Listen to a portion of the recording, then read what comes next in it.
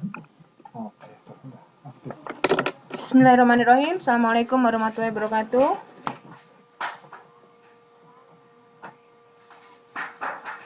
Ya, hari ini, malam ini kita akan membahas mengenai perencanaan dan media ya. Perkuliahan ini pada modul 1 ya. Udah dibaca belum modulnya? Udah ya, oke. Ada modulnya. Ya. Eh, bahwasannya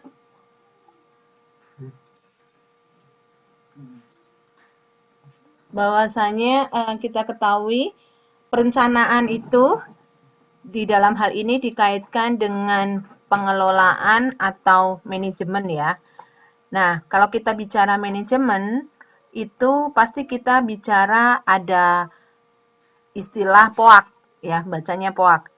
Ada planning, organizing, actuating, dan controlling ya. Nah, di sini ketika kita bicara perencanaan ya, kita akan menjalankan tentunya termasuk di dalam hal ini adalah pengelolaan komunikasi. Pengelolaan komunikasi. Nah, pengelolaan komunikasi ini baik dari segi proses maupun objek. Nah, proses ini yang yang disingkat dengan rumusan POAC itu tadi, ya. Nah, rumusan lain dari POAC itu kita lihat di situ ada yang pertama adalah ada fact finding. Fact finding itu adalah penelitian menemukan fakta di lapangan seperti apa. Nah, ini biasanya kita kenal dengan istilah ada evaluasi sehingga ya di sana ada informasi dan data ya. Informasi dan data misalnya ketika ada suatu kejadian kenapa misalnya penjualan produknya menurun. Nah, kita harus lihat faktanya seperti apa. Apakah karena memang produknya itu harganya mahal ataukah produknya yang tidak sesuai dengan kemauan konsumen seperti itu. Nah, setelah itu tentunya ada perencanaan, kemudian ada pengorganisasian sampai kemudian dievaluasi. Nah, dari 7 tahapan itu ya, yang paling penting adalah memang semuanya ya, mulai dari penemuan fakta sampai kemudian evaluasi.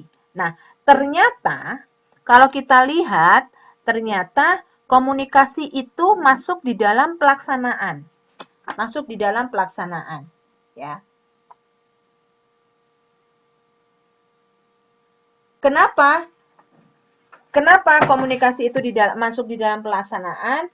Karena di sini di dalam komunikasi itu kita harus menjelaskan pada konsep nyata, aksi, yaitu pada definisi operasional ya di sana.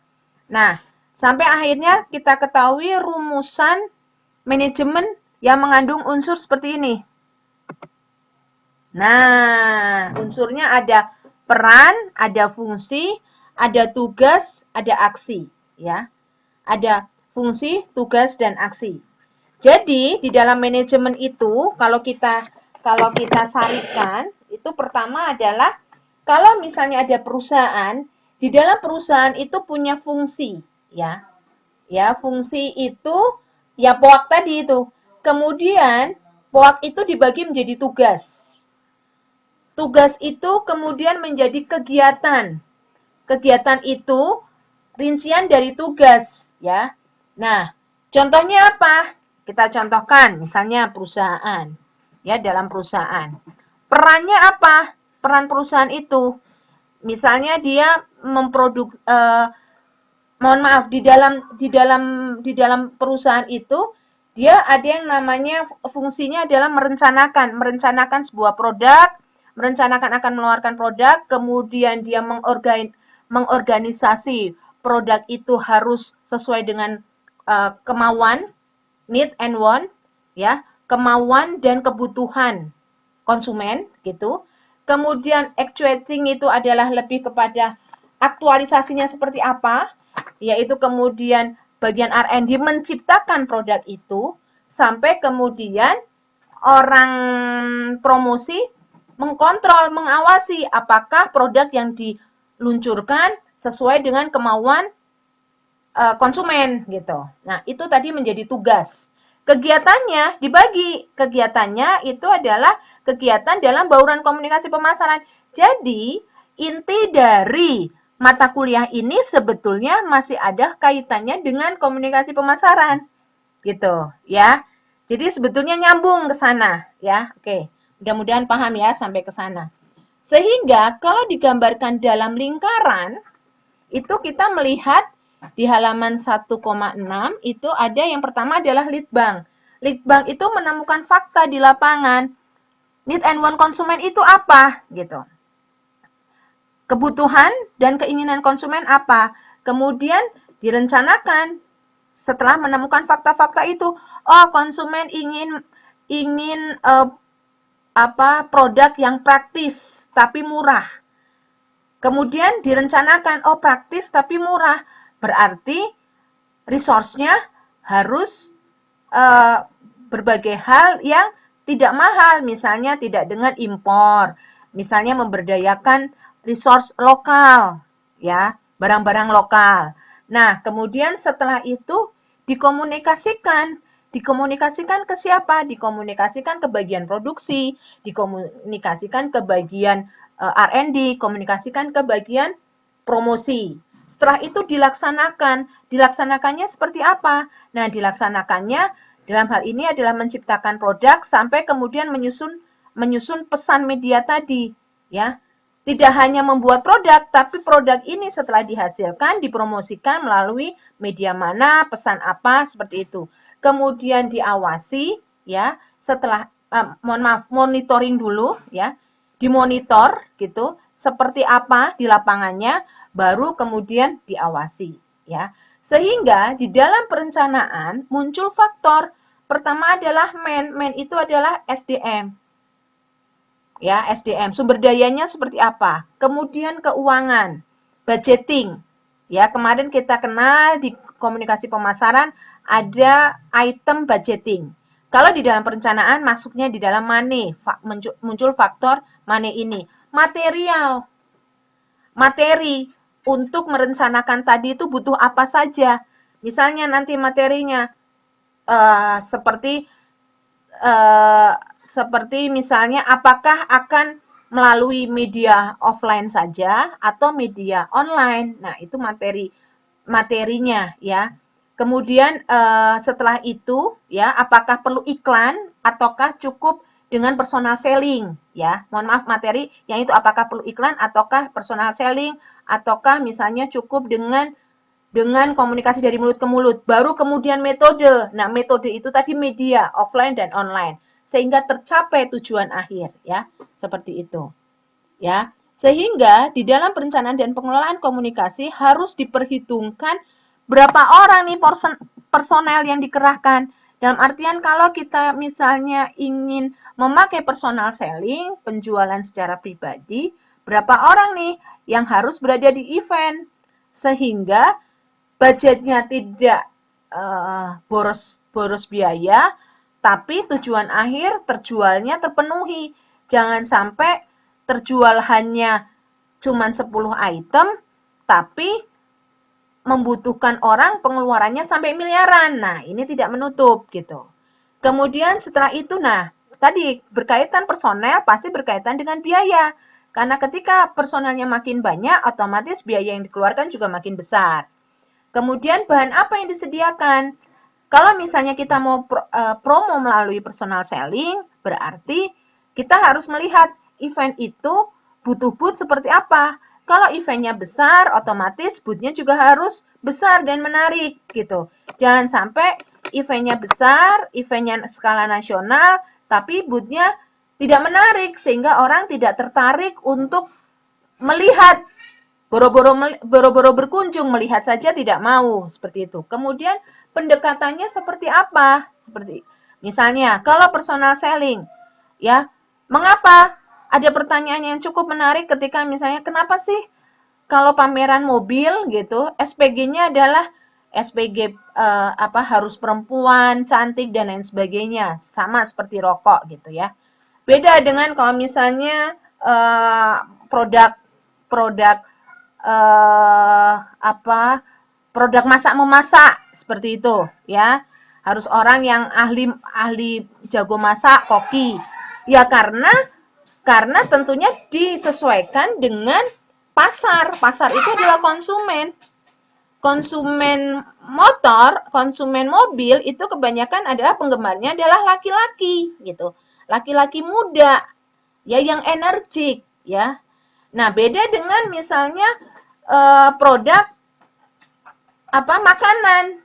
Pasti yang menyukai adalah keluarga gitu. Kalau misalnya chef siapa itu ya? Chef Farah Queen gitu. Dia tidak hanya menarik keluarga tetapi juga menarik anak-anak muda. Nah, tapi biasanya yang dipakai untuk ke sana pendekatannya adalah Ibu Siska yang sudah memang ahli di koki ya, ahli sebagai koki seperti itu ya. Jadi pendekatannya seperti apa? Nah, kemudian di sana tentunya kita juga harus memperhatikan bahwa di dalam perencanaan dan pengelolaan komunikasi ternyata komponen komunikasi itu yang paling penting. Ya, kalau diringkas, kemarin saya sebutkan dalam proses komunikasi itu ada komunikator, kemudian ada pesan, komunikan, media, gitu ya, media, kemudian efek dan lingkungan. Feedback itu bagian dari efek, ya. Nah, lingkungan itu sendiri itu mencakup pada kondisi ekonomi, gitu. Kondisi inflasi, kondisi politik, ya, politik adem ayem atau misalnya sekarang di Jakarta menjelang pemilihan gubernur, gitu. Ini udah mulai memanas nih, gitu. Sehingga ada beberapa hal yang kemudian isu-isu untuk masalah transportasi mulai dicuatkan, seperti itu. Kemudian ada kondisi pendidikan, kebudayaan, dan sebagainya. Termasuk juga di dalam lingkungan itu adalah kondisi fisik. Kondisi fisik itu seperti apa?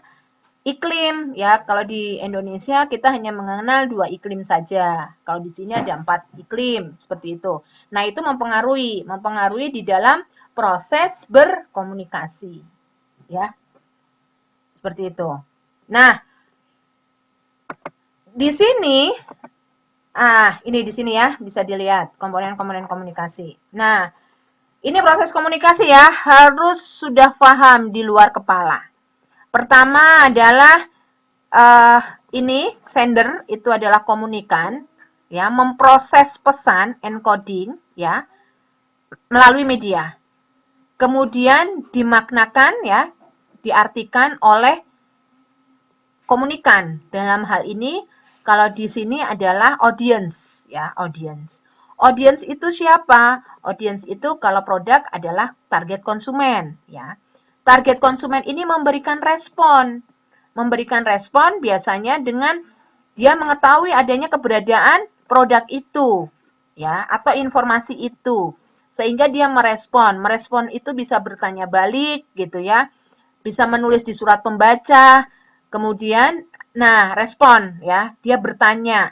Kemudian feedback. Nah, feedback di sini ya, feedback di sini ini bisa dengan membeli kalau produk gitu ya, membeli ya, membeli atau komplain. Komplain gitu. Komplain ke siapa gitu? Ke komunikan. Dalam hal ini kalau komunikan kita bicaranya adalah produsen gitu. Produsen atau distributor. Nah, tentunya ini yang kita sebut sebagai instrumental input. Ya, jangan salah, ini instrumental input. Nah, tadi kondisi lingkungan, itu inputnya lingkungan seperti ini, ya. Nah, kemudian setelah itu pesan. Nah, ini dicontohkan, contohnya adalah isi, kontennya apa. Contoh kalau di sini adalah KB. Nah, tujuannya ada tujuan umum, tujuan khusus.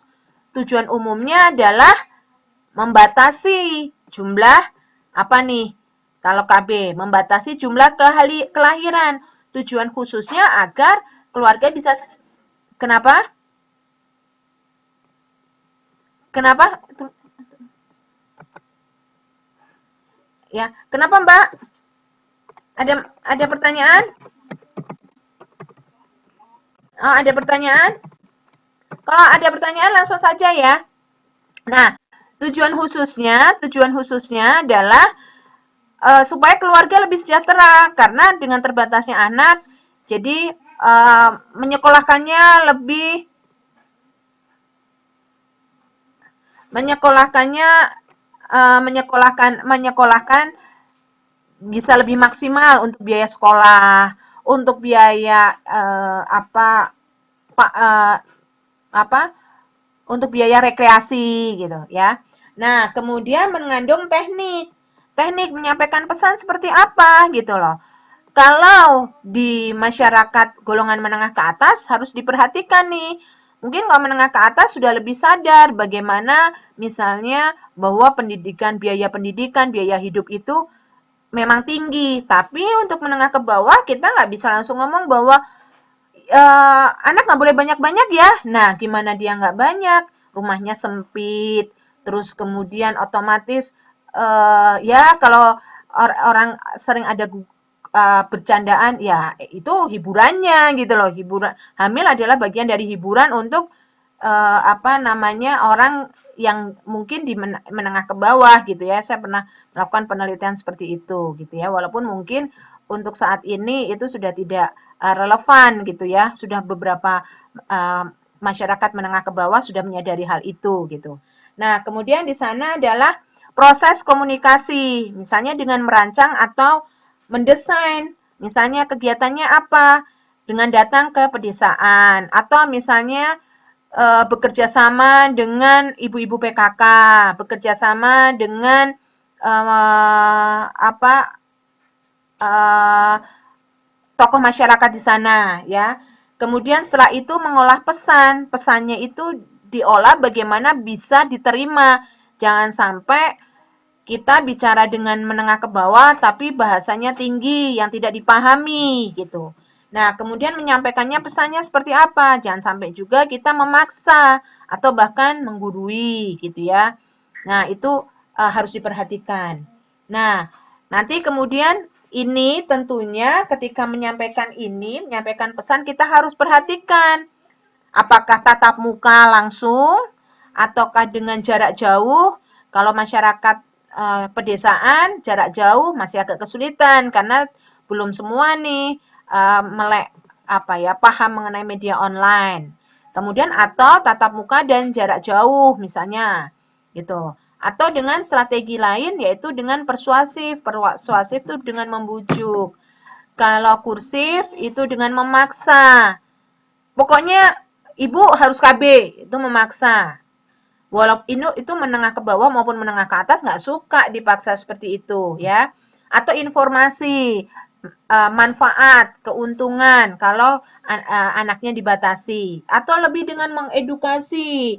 Mengedukasi itu dengan memberikan pendidikan arahan bahwa kalau dengan jumlah anak yang sedikit itu tentunya kemudian kita bisa lebih menabung ya sehingga bisa mempersiapkan pendidikan kepada anak lebih maksimal gitu. Atau dengan ilmiah objektif.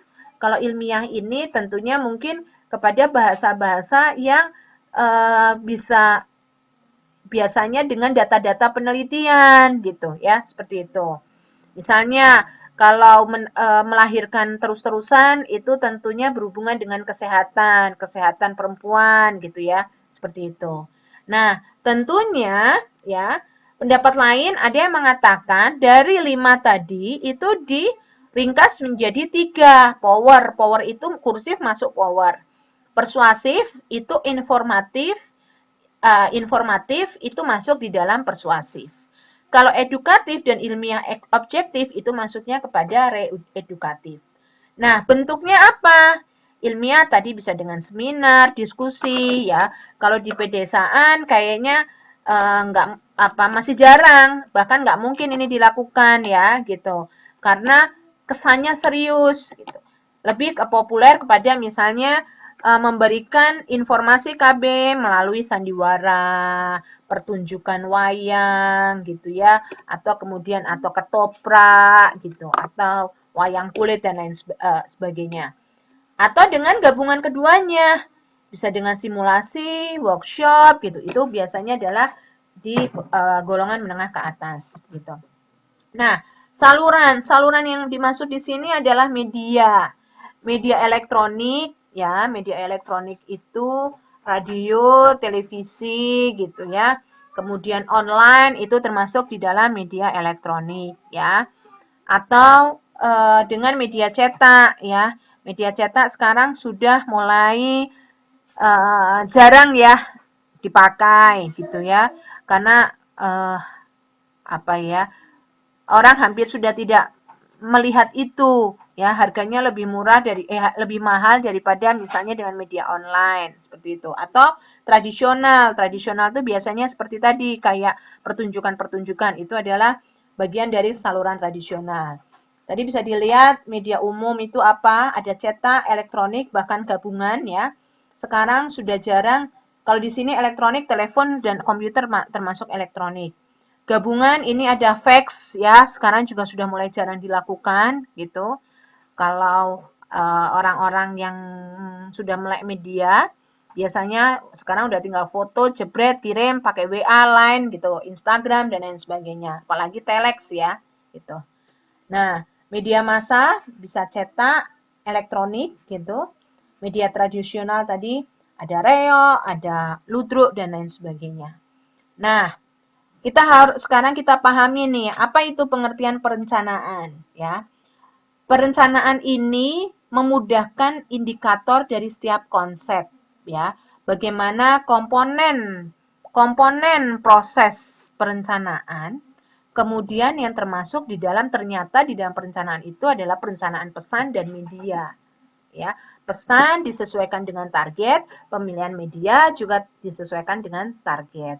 Jangan sampai kita memilih media ternyata tidak sesuai gitu. Kita mau bicara di masyarakat pedesaan, ngomongnya pakai workshop, simposium, enggak nyambung gitu ya. Nah, perencanaan itu, apa itu perencanaan? Perencanaan itu mengatasi dan membatasi masalah ya. Sehingga kita tahu arahannya gitu, hasilnya apa yang akan mau dituju. Nah, di dalam hal ini ya, bahwa perencanaan itu merupakan karya sebelum usaha itu dimulai, berakhir pada saat usaha itu sudah dimulai gitu. Jadi perencanaan itu merupakan proses karya yang walaupun benar harus dimulai dan selesai sebelum usaha itu dimulai.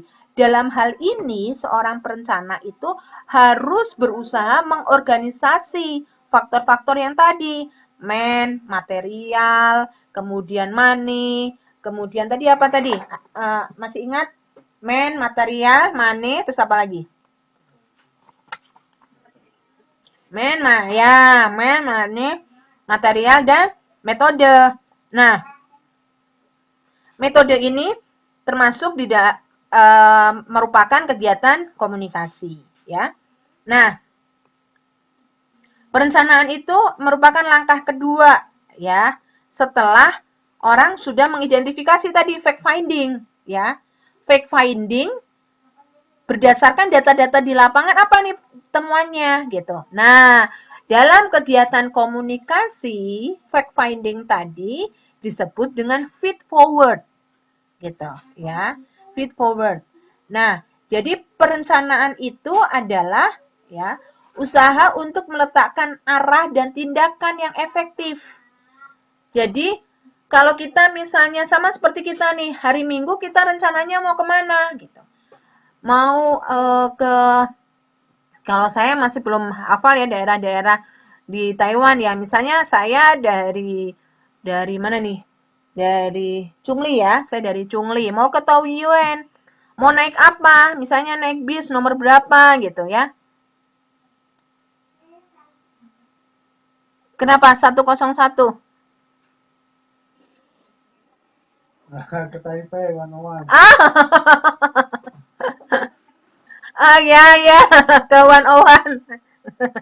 saya nggak maaf ya, saya baru berapa bulan ada di sini nih. Jadi misalnya dari dari Chungli mau ke Taipei gedung 901 gitu ya. 101 gitu, 101 gitu. Naik apa ke sana? Kemudian hari apa? Kemudian setelah itu, kalau di sini tuh kan Sabtu Minggu padat banget ya, bis penuh, kereta juga penuh gitu. Nah, harus direncanakan gitu, harus direncanakan. Makanya kalau saya pribadi, karena tahu Sabtu Minggu itu penuh gitu kan, karena saya kosong jadwalnya dari Senin sampai Jumat, saya lebih memilih hari Senin yang kosong gitu. Bisnya kosong, nggak pakai ngantri gitu. Dan anak-anak lebih bebas jalan gitu. Nah, gitu kan. Nah, boleh, boleh. Tapi kalau saya kalau jalan biasanya senangnya Senin sampai Jumat. Males tuh kalau Sabtu Minggu rame ya, gitu. Ya, rame. Apalagi saya bawa anak 3 gitu kan. Jadi kalau harus berdiri kayaknya males banget gitu ya.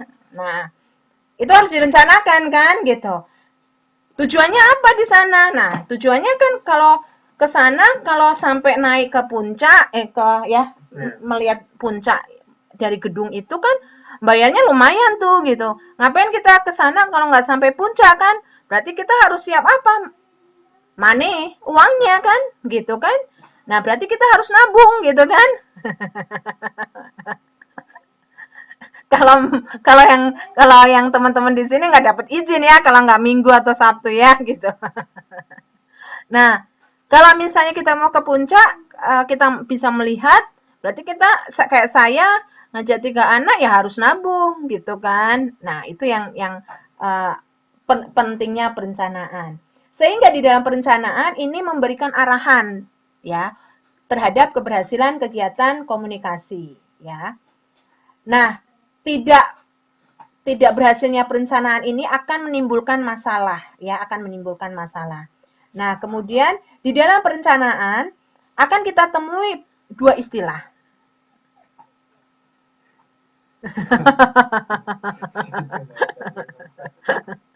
Iya ya, sampai ngempet gak minum itu ya, Naicha ya. Saya kemarin datang-datang langsung minta minta tolong dibeliin Naicha ya. Ya. Datang-datang minta tolong dibeliin Naicha. Oke. Nah, apa namanya? Di dalam perencanaan kita temui istilah goal dan objektif. Apa bedanya? Nah, ini kita harus paham. Kalau goal itu hasil akhir.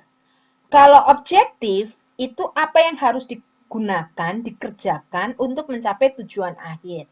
Misalnya, kalau kita bikin iklan produk, yang ada adalah objektif, yaitu bagaimana usaha meningkatkan penjualan. Goalnya peningkatan penjualan. Bagaimana caranya? Dengan kampanye iklan intensif, mengaktifkan penjualan pribadi atau personal selling, menggunakan teknik baru, sampai kepada di dalam peningkatan variasi dan mutu. Seperti itu. Nah, perencanaan gitu ya. Objektif, ya. Objektif itu adalah lebih kepada di sini adalah hal yang harus dikerjakan mengacu pada hasil akhir. Ya, bisa sama dengan proses. Nah, perencanaan itu meliputi di sini kalau kita lihat bahwasannya perencanaan itu meliputi pendekatan dan strategi yang harus diadakan. Mulai dari dia menyampaikan informasi sampai kepada kegiatan evaluasi. Sehingga di dalam perencanaan itu ada 2 prinsip. Yang pertama adalah perencanaan harus dikenali sebagai proses menyeluruh. Makanya tadi dikenal objektif, proses menyeluruh yang melibatkan mulai dari kebijakan perusahaan sampai dengan evaluasi dan penelitian.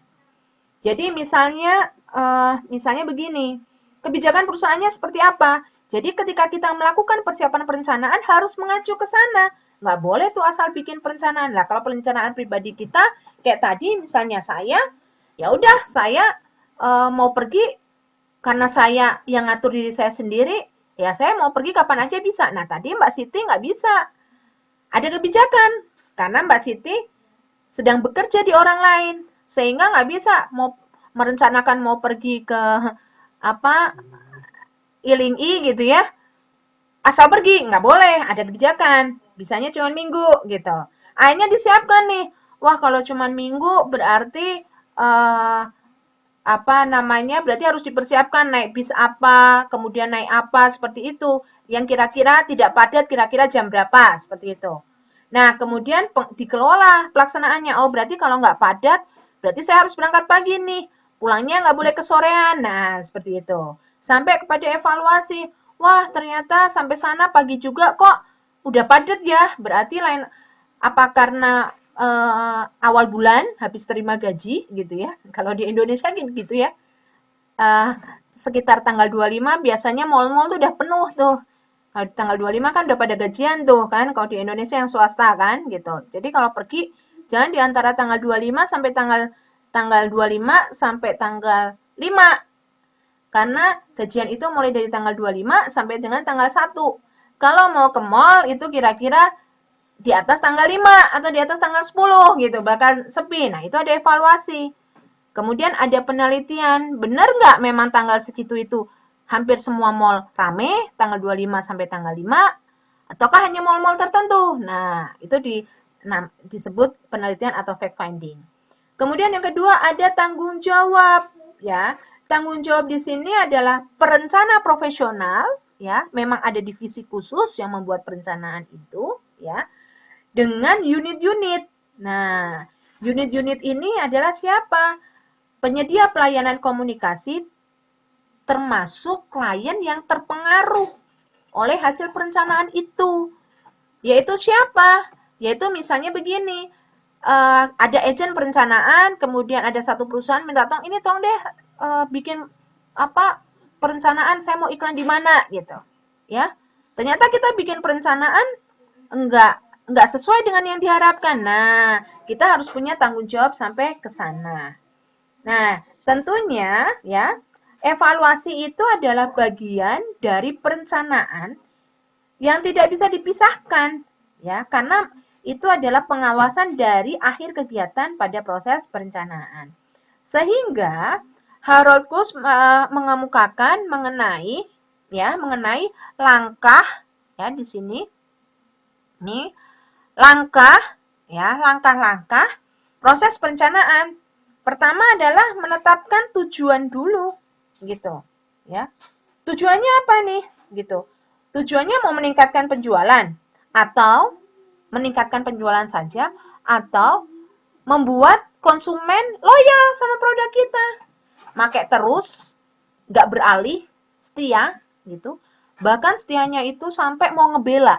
Ada loh beberapa konsumen yang bersedia membela produk tanpa harus dia bayar.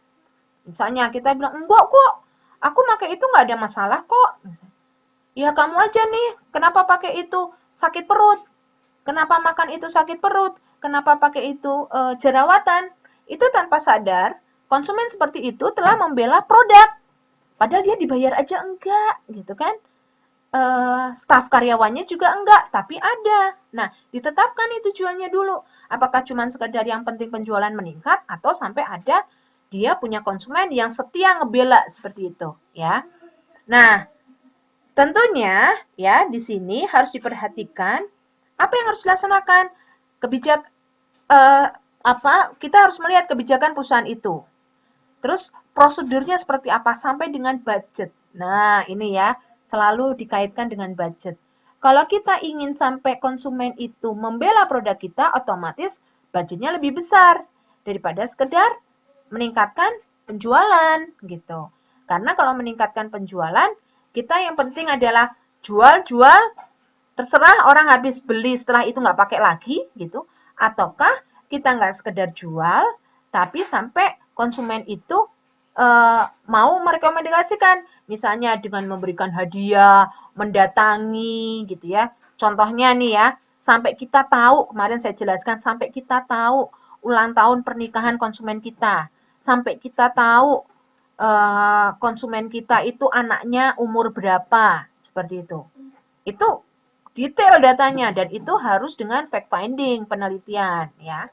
Kemudian yang kedua adalah menetapkan premis. Premis itu ramalan tentang keadaan atau kenyataan, ya, seperti itu. Nah, premis ini memberi gambaran mengenai keadaan yang diramalkan atau diharapkan akan terjadi pada waktu yang akan datang setelah perencanaan. Nah, premis perencanaan ini ada kalau di sini, di dalam buku ini digolongkan jadi 3 melalui premis yang non-kontrol yang tidak dapat dikontrol, misalnya kondisi politik, perubahan kondisi keuangan, kebijakan pemerintah, cuaca itu juga ya, itu nggak bisa dikontrol ya. Tiba-tiba kayak kemarin tuh ada gempa di Taiwan tuh. Nah itu kan nggak bisa dikontrol kan? Ya siapa yang bisa mengontrol itu? Kemudian semi yang dapat dikontrol semi ya. Contohnya adalah hasil pekerjaan itu bisa dikontrol karena ada SOP. Standarnya adalah karyawan menghasilkan satu karyawan bisa menghasilkan 10 produk ya atau menangani 10 produk. Nah, ternyata kok karyawan sudah dihitung tuh melalui perhitungan yang jelimet di bagian akuntansi, ternyata karyawan hanya menghasilkan 9. Bisa dicek. Ada apa nih? Harusnya bisa 10. Bahkan mungkin lebihnya antara 10 sampai 12. Tapi kok malah 9? Ada apa nih? Apakah karyawan sakit gitu? Ataukah misalnya kondisi karyawan ini masih emosinya nggak stabil seperti itu harus bisa dikontrol. Atau harga bisa dikontrol. Oh, di luar itu bahan baku sudah mahal, berarti kita nggak bisa nih jual dengan harga yang sama. Nah, berarti ini semi bisa dikontrol. Nah, ada pula yang benar-benar dapat dikendalikan. Apa nih? Kebijakan perusahaan atau program. Nah, kebijakan perusahaan ini kan bisa dikontrol, yaitu dengan para pengambil keputusan di perusahaan itu gitu. Yang tentunya ini dikontrolnya menyesuaikan sekali lagi dengan budget yang dimiliki oleh perusahaan gitu. Nah, kemudian setelah itu proses perencanaan lain selanjutnya adalah mencari dan menyelidiki rangkaian tindakan yang dapat diambil gitu. Kalau misalnya wah ternyata kita mau mengeluarkan produk ini kok ternyata sudah kedahuluan dengan produk pesaing. Nah, apa yang bisa dilakukan? Kita bisa mencari tahu apakah ada yang bocor gitu rencana kita gitu, sehingga di dalam perusahaan biasanya dulu ketika kita sudah membuat perencanaan biasanya dokumen-dokumen itu langsung dihancurkan gitu ya.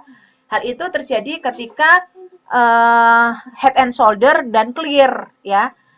Jadi sebetulnya pada saat itu adalah head and shoulder dulu tuh mau mengeluarkan produk anti ketombe ya. Tapi head and shoulder kalah bersaing. Ternyata yang beredar pertama kali anti ketombe bukan head and shoulder, tapi clear. Nah, kok bisa bocor ya? Karena memang diakui bahwa Unilever itu punya Sky marketing, intelligent marketing ya. Dia punya intelligent marketing yang luar biasa dan itu gajinya lumayan gede. Bukan lumayan gede, malah gede banget gitu. Bahkan dibandingkan dengan bagian promosi, orang yang berada di intelligent marketingnya Unilever itu gajinya besar sekali gitu. Malah tapi tidak kelihatan kalau dia gajinya gede gitu karena dia jarang ke kantor, tidak pakai dasi, tidak memakai seperti golongan eksekutif muda bawa mobil dasi enggak, tapi dia tampilannya seperti pemulung. Karena apa? Karena kerjaannya dia adalah mengorek-ngorek sampah-sampah dari perusahaan, biasanya dia akan datang gitu. Sebentar. Kebijaksanaan pemerintah. Oke. Sebentar. Kebijaksanaan pemerintah. Ya, kebijaksanaan pemerintah ini dalam keuangan ya. Sebentar. Ya, sebentar saya nerangkan ini dulu ya. Nanti saya ini. Nah, kayak tadi saya masuk dulu di dalam tadi intelligent marketing ya, sampai ke sana. Nah, itu mencari atau menyelidiki. Nah, kalau yang tadi kayak Unilever gitu ya, itu seperti pemulung gitu. Dia masuk ke dalam tempat-tempat atau pengumpul-pengumpul sampah untuk mencari dokumen-dokumen biru dari perusahaan. Dia akan baca gitu.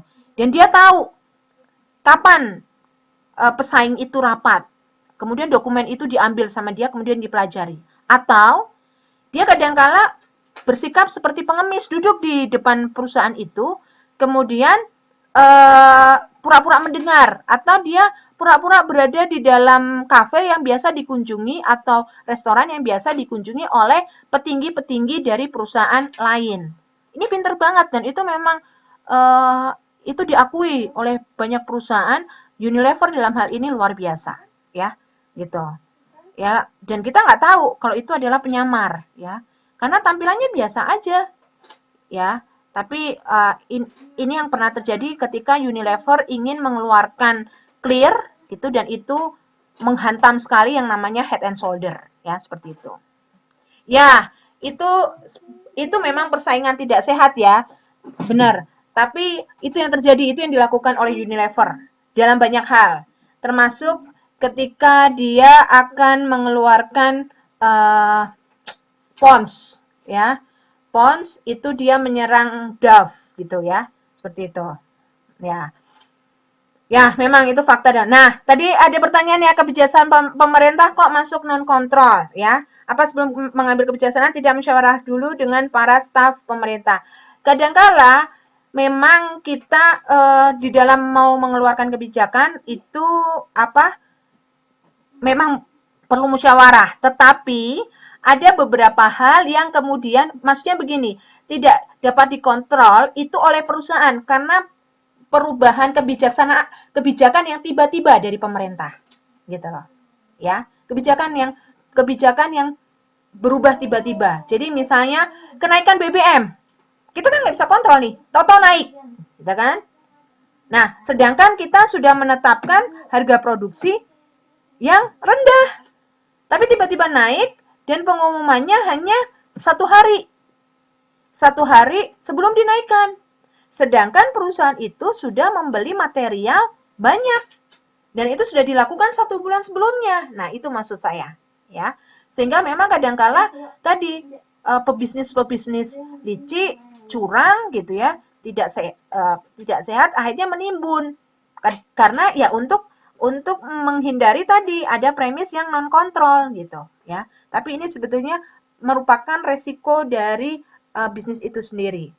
Nah, kemudian unsur perencanaan sehingga dapat disimpulkan bahwa unsur perencanaan itu meliputi ada tujuan, ya. Tujuan itu jelas, ya.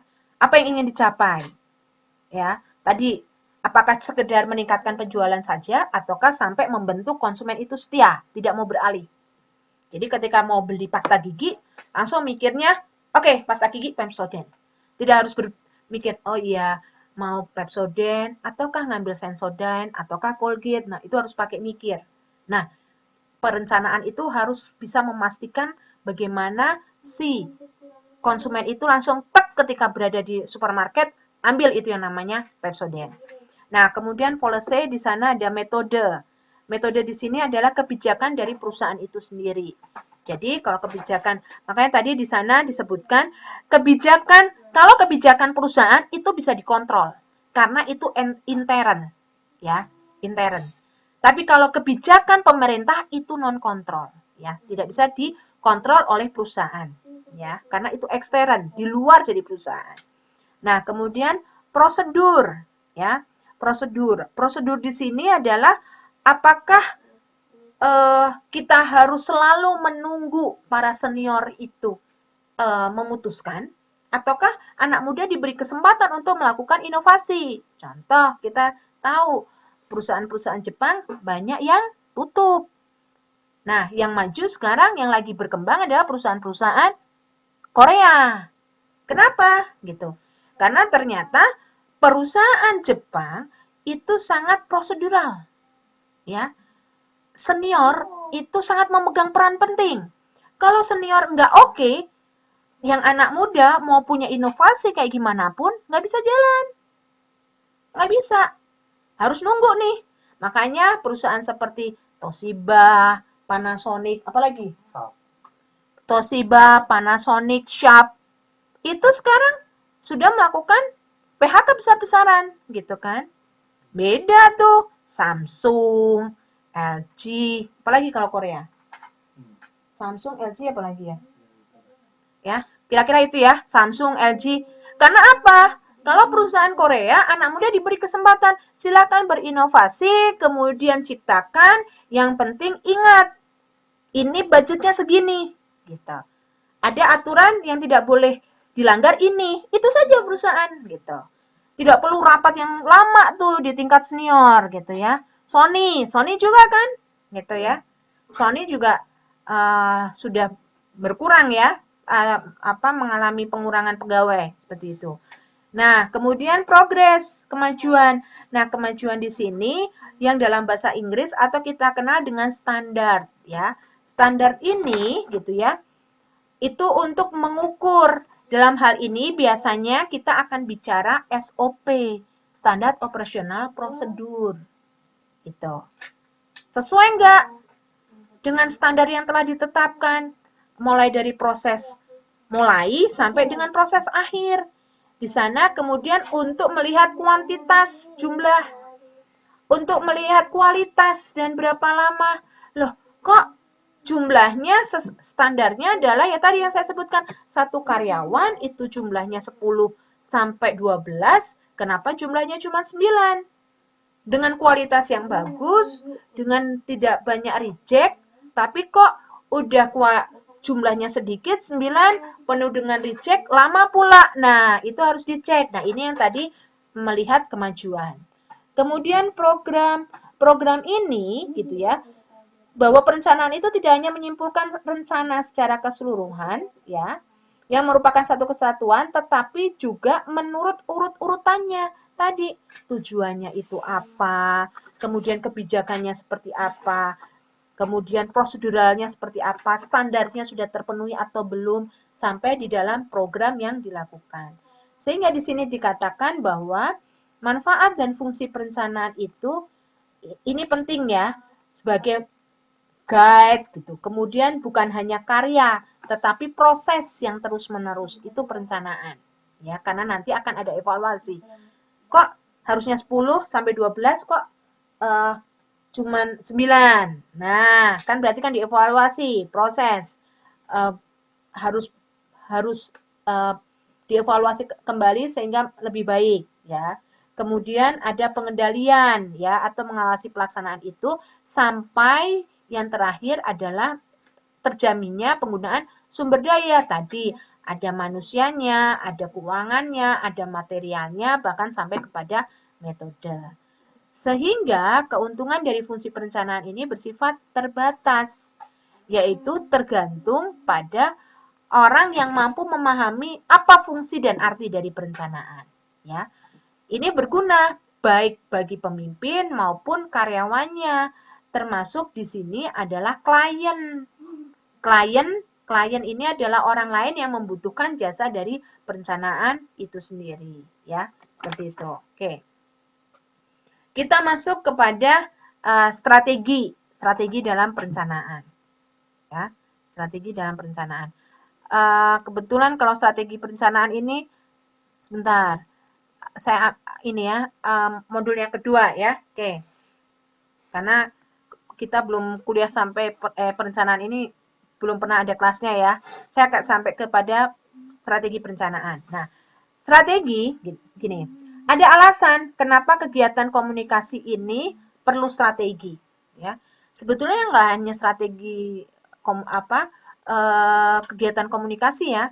Ketika kita mau melamar pekerjaan, melamar seseorang menjadi pendamping hidup kan juga harus ada strategi, ya nggak?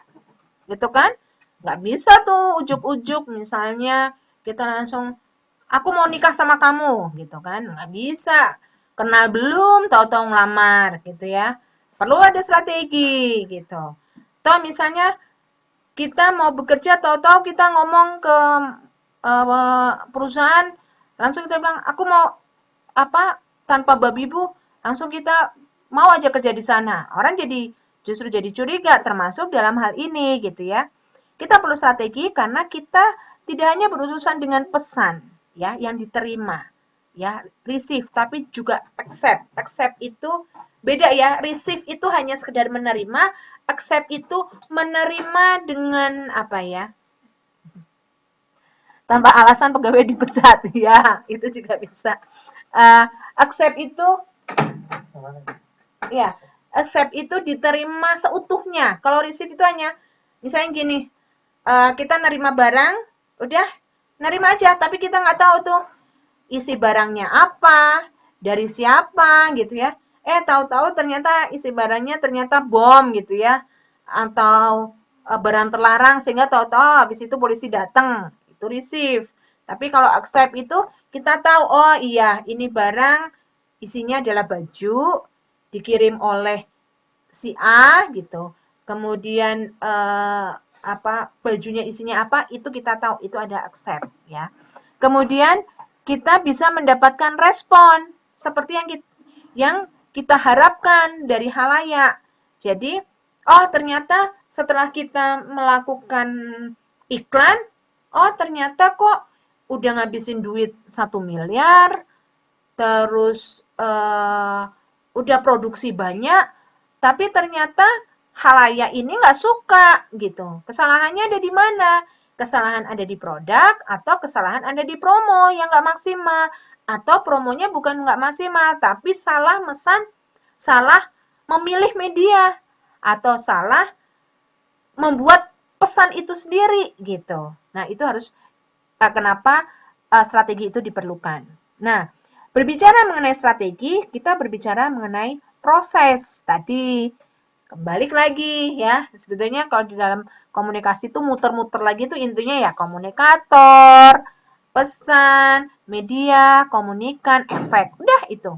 Ya, itu udah harus langsung hafal di luar kepala, oke? Nah, tentunya ini harus terelaborasi dengan hal lain, yaitu apa? Lingkungan budaya. Jadi kalau misalnya kita mau jualan di sini, kita harus paham budayanya seperti apa gitu ya. Saya nggak tahu nih, saya pertama kali datang ke sini sempat kaget. Ternyata kalau siang sampai sore itu ada beberapa toko yang tutup. Baru buka lagi sore sampai malam gitu kan. Hah, kok aneh ya gitu ya. Nah, kita harus paham itu ya. Saya sampai sempat geli gitu ya.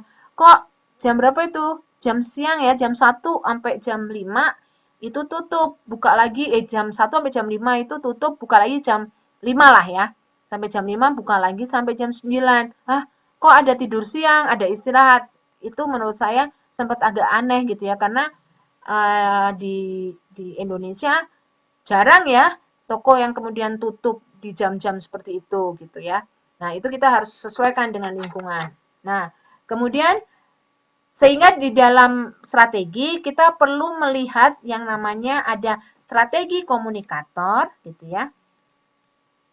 Strategi komunikator itu kita harus memperhatikan apa itu strategi komunikator gitu ya. Kita harus memperhatikan sasaran komunikasi ya. Sasaran komunikasi itu apa?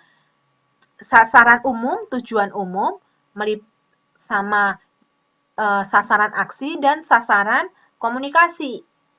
Yang kedua adalah penentuan cara berkomunikasi sampai dengan kredibilitas komunikator. Penting itu, ya, kredibilitas komunikator.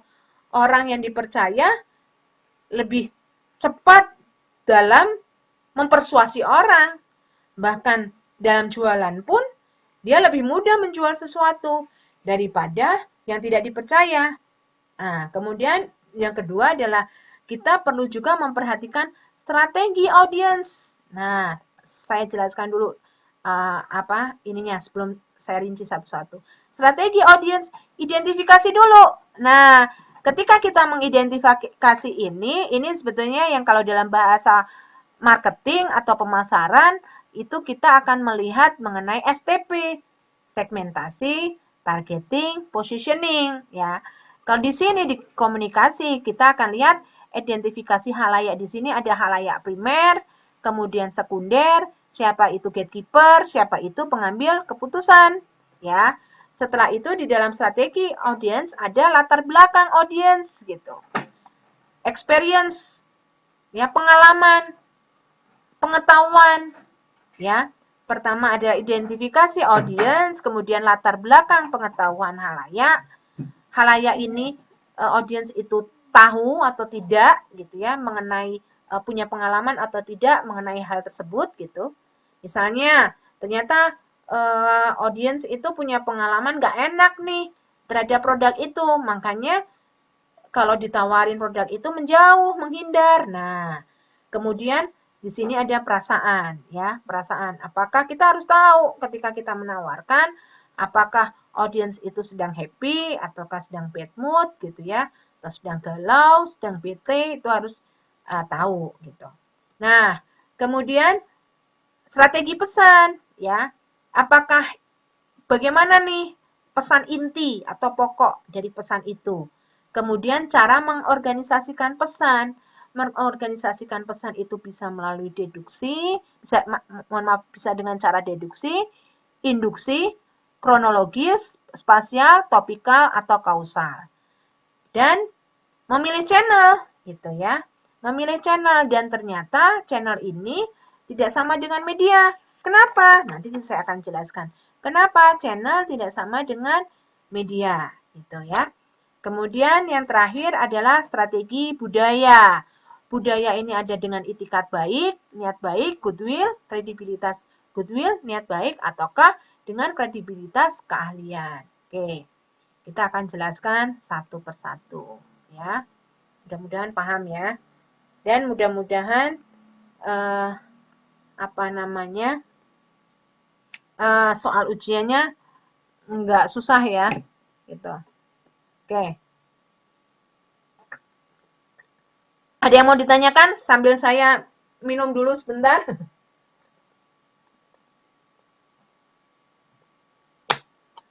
Jadi, mata kuliah ini sebetulnya masih berhubungan dengan mata kuliah komunikasi pemasaran, ya, lebih ke sana. Nah, sekarang apa itu sasaran umum? Sasaran umum ini bisa sifatnya umum, bisa sifatnya abstrak, ya. Di sini termasuk untuk gagasan agar memicu proses kreatif, ya. Sehingga di dalam sasaran ini terdapat pernyataan-pernyataan komprehensif, ya. Apa yang akan kita lakukan, apa yang akan perusahaan lakukan dan harapkan terhadap masalah yang terjadi. Beda dengan sasaran aksi. Kalau aksi ini udah spesifik, ya, spesifik, konkret, terukur keberhasilannya, bisa diukur. Sasaran aksi ini kalau dalam bentuk uraian itu lebih kepada untuk mencapai gitu. Jadi disebutkan berapa lama waktunya. Untuk mencapai penjualan memerlukan waktu 1 bulan. Spesifik langsung. Kalau sasaran komunikasi lebih spesifik lagi daripada sasaran aksi, ya. Nah, misalnya begini, kalau di sini dicontohkan, akibat dari kegiatan komunikasi, audiens yang saya tuju akan ngapain? Jadi kalau umum itu adalah menjual, meningkatkan penjualan, itu umum. Aksi, ya, meningkatkan penjualan dalam waktu 1 bulan. Paham ya? Oke. Kemudian sasaran komunikasi, ya, meningkatkan penjualan dalam waktu 1 bulan. Audiensnya akan melakukan, ya, pembelian pada saat promosi dilakukan. Udah langsung ada tindakan kalau komunikasi itu, ya. Ada tindakan, ya. Tidak hanya ngawang-ngawang. Kalau orang Jawa bilang grambiang, enggak cuma itu. Ya, seperti itu. Ya. Yang dimaksud dengan penentuan cara berkomunikasi, yang kedua adalah penentuan cara berkomunikasi, ya, dari strategi komunikator. Tadi kita baru bicara komunikator. Nah, penentuan bagaimana komunikator itu bisa membawa diri di hadapan halayak, gitu. Apa di dalam hal ini? Yaitu bagaimana keterlibatan dalam interaksi dengan komunikan, sehingga memiliki kontrol terhadap pesan komunikasi. Ketika kita mau mengeluarkan pesan komunikasi ke komunikan, itu komunikator harus ngecek pesannya ini bisa diterima atau tidak gitu ya. Sehingga di sana ya, kalau kita melihat di bagian itu ya, apakah itu membutuhkan keterlibatan komunikan ya, ataukah mulai dari yang rendah sampai tinggi ya. Paling rendah adalah kan hanya memberikan informasi, paling rendah hanya memberikan informasi. Yang kedua, tingkatan yang kedua adalah meyakinkan. Tidak hanya memberikan informasi, oh ini produk ini punya kelebihan manfaatnya adalah membuat badan anak sehat tanpa harus minum vitamin. Yang penting makan bergizi gitu. Terus kemudian meyakinkan, oh dengan membeli vitamin ini anak tidak terkena paparan pengawet gitu. Kemudian sampai memberikan konsultasi. Konsultasinya, oh anak yang ingin sehat, bagaimana nih supaya tidak terpapar oleh bahan-bahan pengawet, makanan yang berpengawet gitu. Ya, memberikan konsultasi bisa dengan mendatangkan ahli pakar gizi gitu ya, pakar gizi, ahli gizi, dokter seperti itu. Ini contohnya ya. Sampai kemudian mengikut sertakan audiens, mengikut sertakannya dalam contoh yang tadi misalnya audiens bisa mengetahui makanan yang sehat itu seperti apa, makanan yang kurang sehat seperti apa. Itu contohnya ya, itu contoh. Ya, saya berikan contoh-contoh ya supaya paham kira-kira dalam memahami memahami penjelasan di modul ini. Oke. Nah, kemudian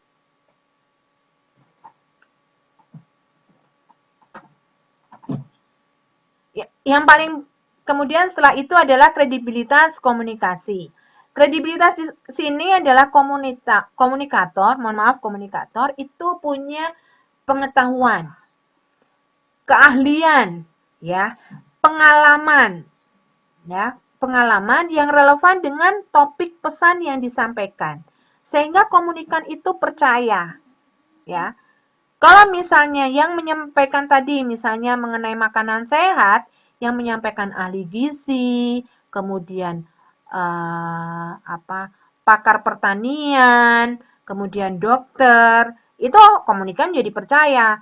Tapi kalau yang kemudian yang menyampaikan itu bukan pakar yang berkaitan dengan itu, komunikan nggak percaya gitu. Sehingga kemudian dia nggak mau beli. Nah, ini yang kesalahan yang acap kali terjadi di Indonesia. Misalnya dia mengiklankan kesehatan gitu. Tapi ternyata yang bicara adalah artis yang bukan dokter gitu. Walaupun sekarang sudah mulai ada arah perbaikan ke sana. Jadi misalnya kalau berhubungan dengan kesehatan yang bicara adalah dokter Lula Kamal gitu ya. Atau dokter siapa tuh yang cowok tuh ya yang ada acara di RCTI ya yang pertanyaan Anda menjawab apa-apa itu ya, yang laki itu seperti itu, yang mitos apa-apa itu ya. Saya lupa juga tuh, udah jarang nonton TV. Nah, tapi kalau yang bicara ternyata artis yang bukan dokter tapi dipakein baju dokter, itu tidak bisa memberikan kredibilitas pada suatu produk. Nah, sehingga kredibilitas itu punya dua dimensi, yaitu dimensi keahlian tadi ya, atau kepercayaan ya. Dia memang ahlinya di bidang gizi.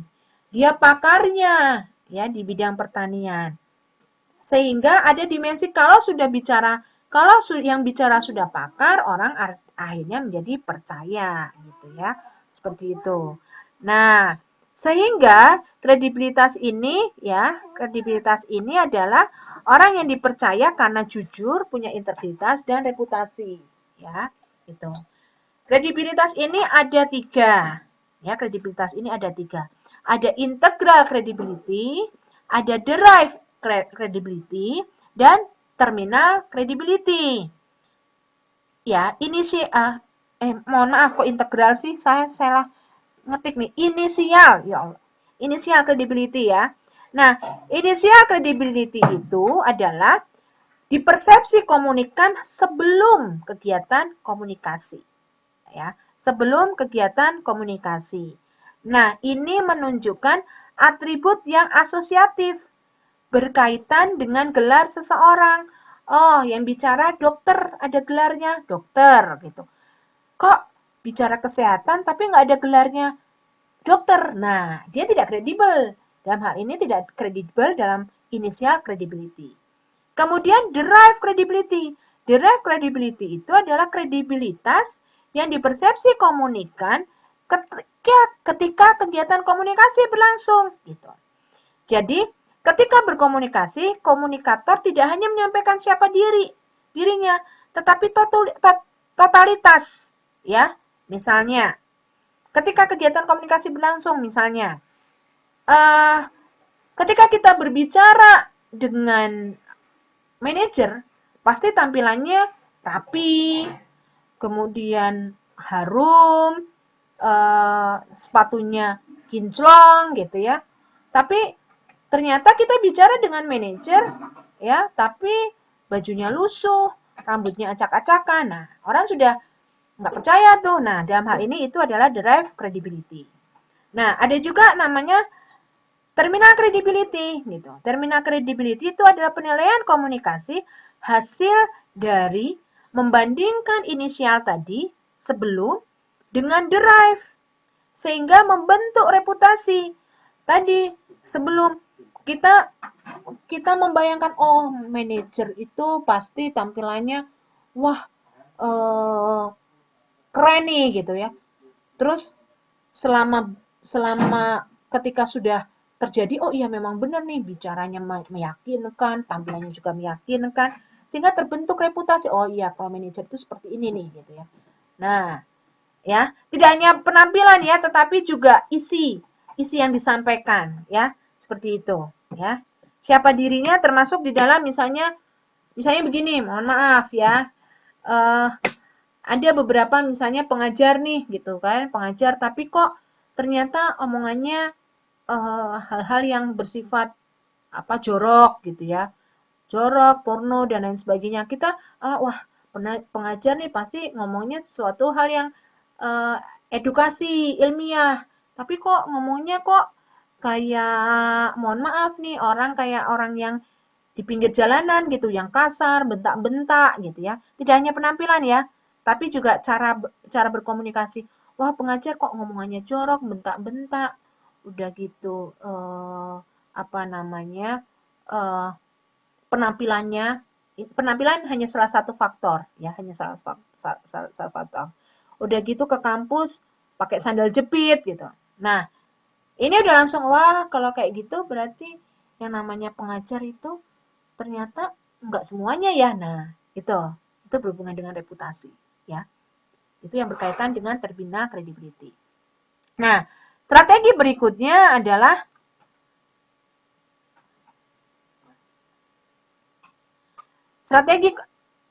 strategi berikutnya adalah strategi audience. Nah, audience di sini ada identifikasi halayak. Apa itu halayak primer gitu ya? Halayak primer adalah mereka yang langsung menerima pesan komunikasi, ya. Pada saat mereka hadir, ya. Jadi gini, ketika kita misalnya orang yang hadir langsung pada saat pertunjukan, itu adalah halayak primer. Misalnya kalau di dahsyat itu, ya kalau kita lihat tuh event dahsyat, itu kan ada tuh penonton yang hadir. Nah, itu adalah halayak primer. Yang hadir di studio itu halayak primer, ya. Bagaimana dengan halayak sekunder gitu? Keberadaan orang yang mendengar pesan komunikasi tapi dia tidak hadir langsung, ya. Ya, ini biasanya dia perlu mendapat konfirmasi dari orang yang tadi halayak primer karena khawatir ada miskomunikasi, ya. Yang dia dengar itu tidak sama dengan yang hadir langsung, gitu. Kenapa, Bu? Kenapa? Ya, seperti itu. Kan ini halayak primer datang langsung. Kan? Kecuali kok kayak kita, enggak lah, kan ini Anda itu kan langsung mendengarnya kan dari saya. Kan dengar, oh iya, ini halayak primer, ya halayak primer, gitu kan, halayak primer. Tapi teman Anda yang misalnya, ini kan kemarin misalnya ada tugas nih, teman Anda yang tidak mendengar langsung, dengar dari Anda, itu halayak sekunder, gitu. Ternyata menyampaikannya apa yang didengar oleh Anda, yang halayak primer itu disampaikan lagi, itu ternyata tidak pas oleh halayak sekunder, gitu, seperti itu. Nah, ya halayak sekunder dari teman ke teman. Nah, jadi mendengar pesan komunikasi yang tidak hadir langsung, yang menerima fotokopi dari pesan yang kita sajikan secara tulisan, biasanya seperti itu. Gatekeeper adalah mereka yang hadir secara langsung ketika perusahaan menyampaikan pesan, namun mereka hanya berperan sebagai perantara. Jadi misalnya perantara yang akan meneruskan informasi. Jadi misalnya gini, tolong dong, tanyain sama temenmu, bener nggak? Kalau ini, nah itu gatekeeper, ya, itu gatekeeper. Jadi adalah apa yang hadir secara langsung ketika gatekeeper mereka yang hadir secara langsung menyampaikan Anda mendengar itu menyampaikan itu gatekeeper. Tapi kalau yang tadi halayak sekunder adalah mereka tidak hadir langsung. Jadi kayak apa ya? Misalnya penonton dahsyat tapi tidak berada di studio. Dia tidak berada di studio, dia hanya melihat dari televisi. Itu halayak sekunder. Ya. Kan kalau di dalam televisi itu kan ada yang siaran langsung, ada yang tidak langsung. Nah, ada beberapa yang di-cut. Ya, ada beberapa yang di-cut. Nah, halayak sekunder ini informasinya tidak utuh. Ya, tidak utuh bukan karena penyampainya, tetapi karena memang ada potongan yang tidak dia ketahui secara kejadian. Kalau gatekeeper enggak, si halayak sekunder, si halayak primer menyampaikan. Jadi misalnya mereka yang hadir kemudian menyampaikan kembali. Nah, itu adalah gatekeeper.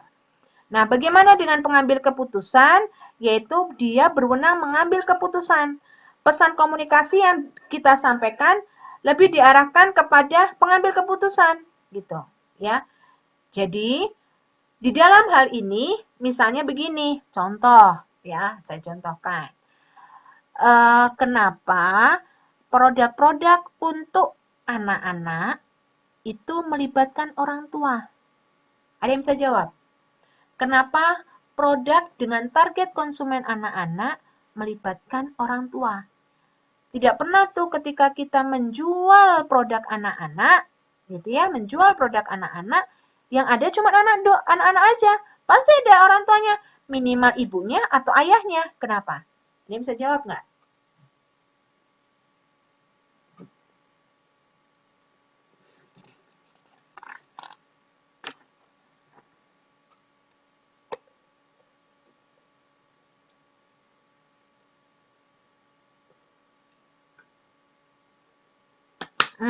Ya, benar. Pertama memang anak masih tanggung jawab orang tua. Tapi yang paling penting adalah pengambil keputusan di dalam membeli itu adalah orang tua. Ya. Orang anak mau ngerengek kayak gimana pun, kalau orang tua bilang tidak, itu produk bisa nggak dibeli. Makanya ketika kita target konsumennya anak-anak, yang justru yang kita pikirkan tidak hanya membuat anak suka, tapi membuat orang tua suka. Nah, itu yang harus diperhatikan. Ya, identifikasi halayak. Siapa nih pengambil keputusannya? Oh, ternyata pengambil keputusannya untuk produk anak-anak ternyata ada di ayah. Nah, berarti bagaimana nih sang ayah bisa suka?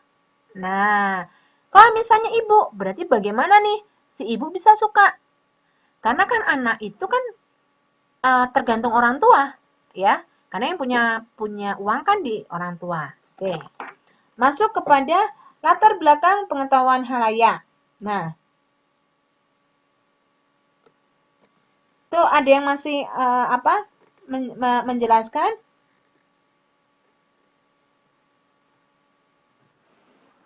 Ya, ya boleh. Ya, gatekeeper. Mm.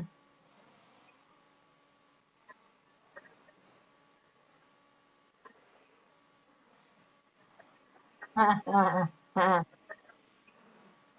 Ah, ah, ah, ah, ah. Heeh. Ah, ya, ya, ya, ya. Mm-mm. Oke. Gini. Saya jelaskan ulang ya. Kalau halayak sekunder itu seperti ini misalnya. Misalnya gini. Pernah kan waktu kita hadir dulu kuliah nih ya, kuliah yang kelas ya, kuliah kelas, itu kan kita mencatat tuh, ya enggak? Kita kan mencatat, ada tulisan tuh ya, penjelasannya seperti itu. Kita mencatat, ada tulisan, kemudian setelah itu halayak sekunder adalah orang yang pinjam catatan itu, memfotokopi catatan itu. Nah, dia nggak paham kan dengan catatan Anda. Misalnya penjelasan yang ditulis itu adalah apa singkatan-singkatan gitu kan, sehingga dia perlu mendapat konfirmasi dari orang lain. Apakah tulisan yang dia baca itu sama dengan persepsinya. Kalau gatekeeper itu saat ini nih, mohon maaf tadi yang saya jelaskan yang awal itu salah ya ternyata, mohon maaf. Saya ulangi lagi. Jadi kalau halayak sekunder itu adalah keberadaan orang yang akan mendengar pesan komunikasi tidak hadir langsung, menerima fotokopi dari pesan yang kita sajikan secara tulisan. Jadi ketika kita rapat, kita kan nulis nih ringkasannya. Oh, rapat kemarin itu ngebahas misalnya pakai media ini, biayanya segini. Nah, kemudian orang yang tidak hadir hanya mengcopy saja, membaca, oh pakai media ini biayanya segini. Nah, benar nggak? Ternyata harus dikonfirmasi ulang bahwa persepsinya itu adalah, oh pakai medianya kok banyak tapi biayanya sedikit. Harus dikonfirmasi ulang. Ternyata bahwa apa yang ditulis itu tidak sama yang dipahami oleh yang tidak hadir. Nah, kalau gatekeeper itu justru uh, mereka itu hadir langsung gitu ya. Mereka yang hadir secara langsung kemudian menyampaikan pesan kepada mereka ya. Mereka. Jadi yang hadir ini berperan sebagai perantara. Jadi misalnya begini, misalnya contoh uh, pada rapat kecamatan, misalnya rapat ke tingkat kecamatan, terus perwakilan di kompleks itu yang diwakili hanya Pak RT. Mewakili Pak RT ini mewakili dalam kompleks perumahan itu. Kemudian Pak RT ini sebagai gatekeeper. Oh, tadi hasilnya begini. Nah, ini kan ada sesuatu yang informasi ini kepada pihak yang berkepentingan yang mereka wakili. Dalam hal ini RT ini mewakili kompleks. Nah, ini adalah gatekeeper, penyaring, ya, penyaring untuk disampaikan gitu. Bisa jadi misalnya begini, ternyata tadi yang disampaikan oleh kecamatan mengatakan bahwa komplek yang diwakili oleh RT itu adalah komplek yang ibaratnya susah diatur. Nah, si Pak RT ini itu tidak mau menyampaikan itu. Karena bisa jadi kalau nanti disampaikan itu menyakiti warganya. Sehingga disampaikannya adalah oke, lebih nanti ke depannya harus lebih baik. Nah, itu adalah gatekeeper. Seperti itu. Ada gatekeeper, ada penyaring ya. Seperti itu. Mudah-mudahan dipahami ya, Mbak. Halo, yang tanya tadi siapa, Mbak siapa? Dipahami ya? Nah, dipahami ya Mbak Nana ya. Oke. Nah, kalau pengambil keputusan itu tadi, kalau pengambil keputusan adalah siapa yang mengambil keputusan dalam target konsumen itu tadi, gitu. Ya, kalau target pengambil keputusan udah jelas ya tadi ya. Kalau misalnya kita produk anak-anak, otomatis orang tuanya gitu. Kalau misalnya di situ adalah ibunya, misalnya kalau makanan berhubungan dengan kesehatan, kalau anak-anak pasti ibu gitu ya. Kalau ayah mah yang penting anak makan gitu, tidak memperhatikan sampai ke sana. Tapi kalau misalnya ayah tuh lebih kepada produk-produk yang tahan lama. Nah, misalnya kayak mainan, oh berarti itu harus melihat, harus mendekati ayahnya. Dalam hal ini adalah bikin iklan, bikin pesan komunikasi yang bisa menarik si bapak ya. Kemudian latar belakang pengetahuan. Latar belakang pengetahuan ini tentunya yaitu menyesuaikan dengan perilaku komunikasi. Dalam hal ini ya, Tidak membahas hal-hal yang berada di luar frame of reference, ya, atau kerangka pengetahuan audiens, ya, yang asing. Misalnya tadi, tidak terlalu banyak menggunakan istilah yang tidak diketahui.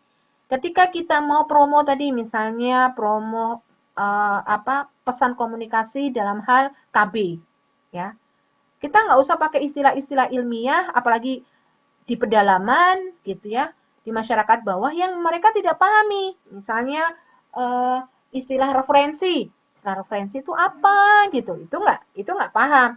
Pakai bahasa-bahasa yang lebih kepada bahasa-bahasa merakyat atau membumi ya, sehingga jelas dipahaminya. Ya. Nah, di sini jelas bahwa komunikasi tidak hanya menyampaikan pesan tetapi juga tertuju bagaimana audiens memahami perasaan kita. Ya, bahwasanya audiens itu paham bahwa kita itu menginginkan, misalnya gini, program kita komunikasinya, pesan komunikasinya adalah program KB. Bahwasanya kita tuh ingin supaya masyarakat itu sejahtera gitu loh.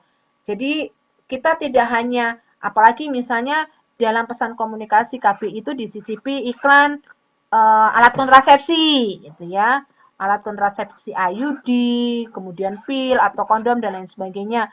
Jangan sampai bahwa kita itu hanya bermaksud jualan saja, tapi lebih kepada bahwa kita tuh memperhatikan kondisi mereka gitu ya. Kita concern ya, tapi juga concern bagaimana audiens juga memahami perasaan kita. Oke. Perasaan audiens, yang selebihnya adalah perasaan audiens.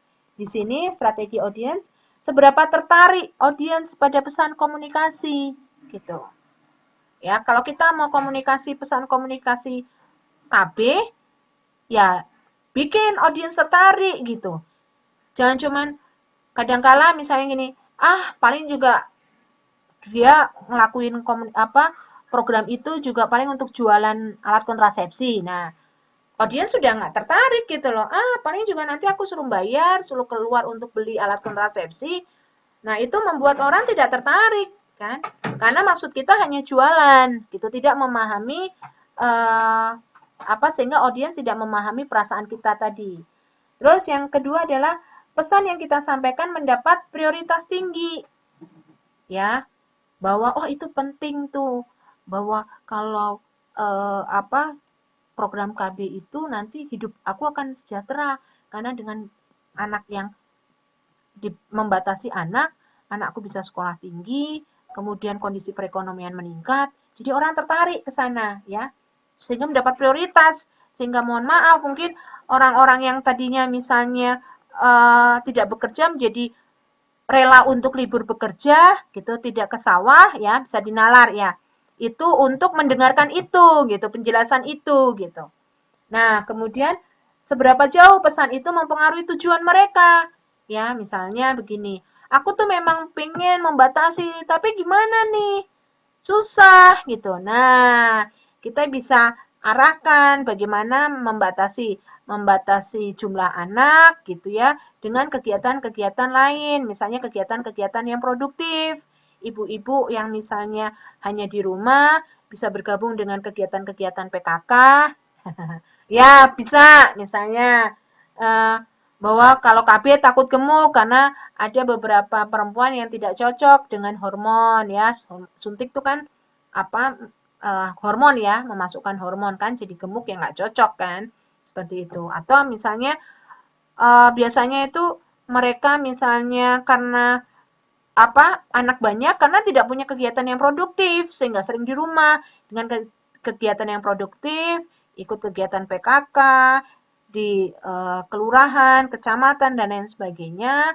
Nah, itu mereka jadi teralihkan, tidak hanya di rumah saja, tidak ada pekerjaan, tetapi dia tanpa meninggalkan keluarga, dia bisa menambah perekonomian, seperti itu. Jadi, pesan itu bisa mempengaruhi tujuan mereka, gitu. Nah, terus yang selanjutnya adalah apakah mereka akan mendukung, atau biasa saja, atau bahkan menentang. Banyak itu, ya. Ketika kita masuk di dalam suatu komunitas, kita mau masuk di dalam masyarakat, berhati-hati, ada beberapa pihak yang kadang-kadang nggak suka. Karena maksud kita ternyata kita akan promosi partai gitu ya, atau misalnya hanya untuk kepentingan pribadi saja supaya orang kemudian memilih dia, setelah itu ya sudah lupa dengan janji-janjinya. Nah, itu juga harus memperhatikan perasaan audiens. Nah, strategi berikutnya adalah strategi pesan, ya. Strategi pesan, ya. Strategi pesan di sini ada penekanan inti pokok pesan.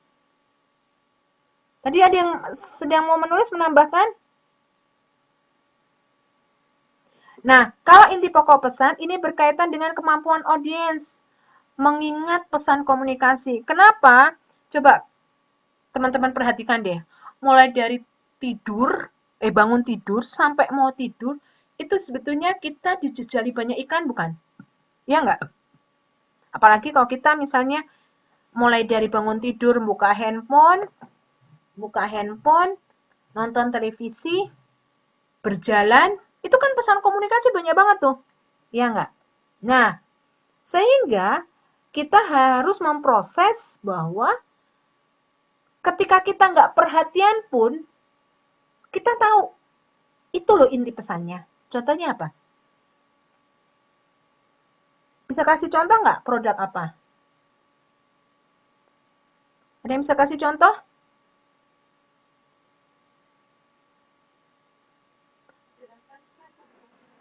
Bisa kasih contoh nggak?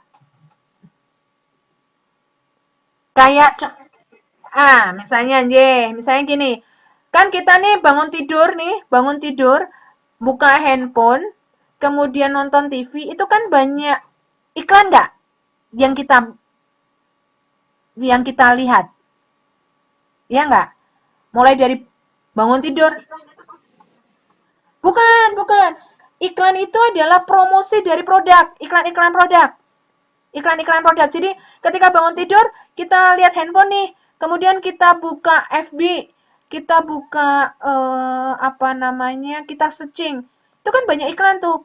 Misalnya beli baju, beli buku, beli HP, beli makanan dan lain sebagainya kan banyak sekali. Nah, ya. Gitu. Lihat iklan handphone, TV, nyalain TV, habis itu denger radio, ya. Denger radio, ada iklan lagi, gitu kan? Misalnya iklan apa nih? Iklan kopi, iklan permen, iklan kosmetik, gitu. Itu kan banyak banget tuh yang masuk, ya. Mulai dari kita lihat TV, dengerin radio, dari handphone, gitu. Kemudian baca koran, iklan selalu ada, ya. Nah, dari sekian macam iklan, ya, mulai dari TV, radio, media cetak, itu ingat nggak semua pesan dari iklan tersebut? Bahkan yang tidak disengaja. Pada ingat nggak? Lupa kan? Ya nggak? Separuh ingat. Separuh ingat, separuh enggak. Nah, kira-kira yang diingat itu biasanya yang seperti apa? Yang diingat apa? Contohnya. Nah, kalau Mbak Siti Maria yang diingat makanan. Mbak Nana gimana Mbak Nana? Kalau pagi-pagi karena lapar nih, yang diingat makanan. Oh, Mbak Siti Maria tuh Mbak Nana. Oh, Mbak Nana. Yang lain. Oh, alah, maaf. Yang lain. Yang lain kok nggak ada ini ya, nggak ada respon ya? Mbak Lia. Siapa nih? Makanan. Mungkin kalau yang untuk bapak-bapak yang diingat adalah, kalau Mbak Lia alat elektronik. Kalau bapak-bapak yang diingat kopi, gitu kan? Yang diingat kopi, ya. Terus itu hanya jenis produknya, makanan dan kopi. Masih ada lagi, kopinya kopi apa nih? Kopi apa namanya? White coffee, gitu. Ya, white coffee atau kopi Nescafe, gitu. Makanan apa? Makanan yang siap saji, ya kayak kemarin, McD, KFC, atau makanan yang cemilan saja. Nah, ya. Kenapa itu diingat? Saya pengen nanya nih Mbak Nurwaidah, kenapa yang diingat kopi kapal api?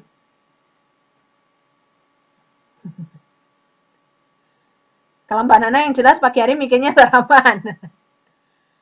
Nah, ini kopi aja ada dua beda. Mbak Nurwaidah ingatnya kapal api, Mbak Nana ingatnya kopi luwak. Coba, inti pesannya apa? Kenapa Mbak Nana ingatnya kopi luwak? Ayo.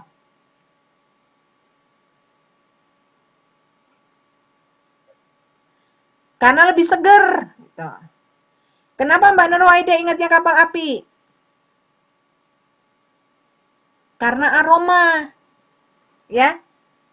Nah, itu adalah inti pesannya. Inti pesan. Ya. Aromanya enak. Kadangkala kenapa orang ingat kapal api? Karena itu adalah kopi, termasuknya kopi lama, kopi legenda. Kalau luwak itu kan kopi baru. Nah, itu intinya, inti pokok pesan itu harus apa yang disampaikan. Tadi saya kan mencontohkan dari awal tadi adalah pesan komunikasinya program KB. Program KB inti pesannya adalah bikin keluarga sejahtera. Mendengar kata sejahtera, orang langsung mikir, wah, anakku nggak usah banyak-banyak nih, bisa sejahtera, sekolah bisa sampai tinggi, kemudian hidupnya nggak susah, nggak harus tiap hari mikir besok makan apa. Nah, wah kalau kayak gitu mendingan aku membatasi nih jumlah anak. Nah, itu inti pokok pesannya, sejahtera. Gitu tadi ya, seperti itu. Kemudian setelah itu ada yang namanya pengorganisasian pesan. Deduksi itu intinya disampaikan dulu, baru kemudian dijelaskan. Intinya sejahtera. Kenapa? Karena uangnya bisa ditabung.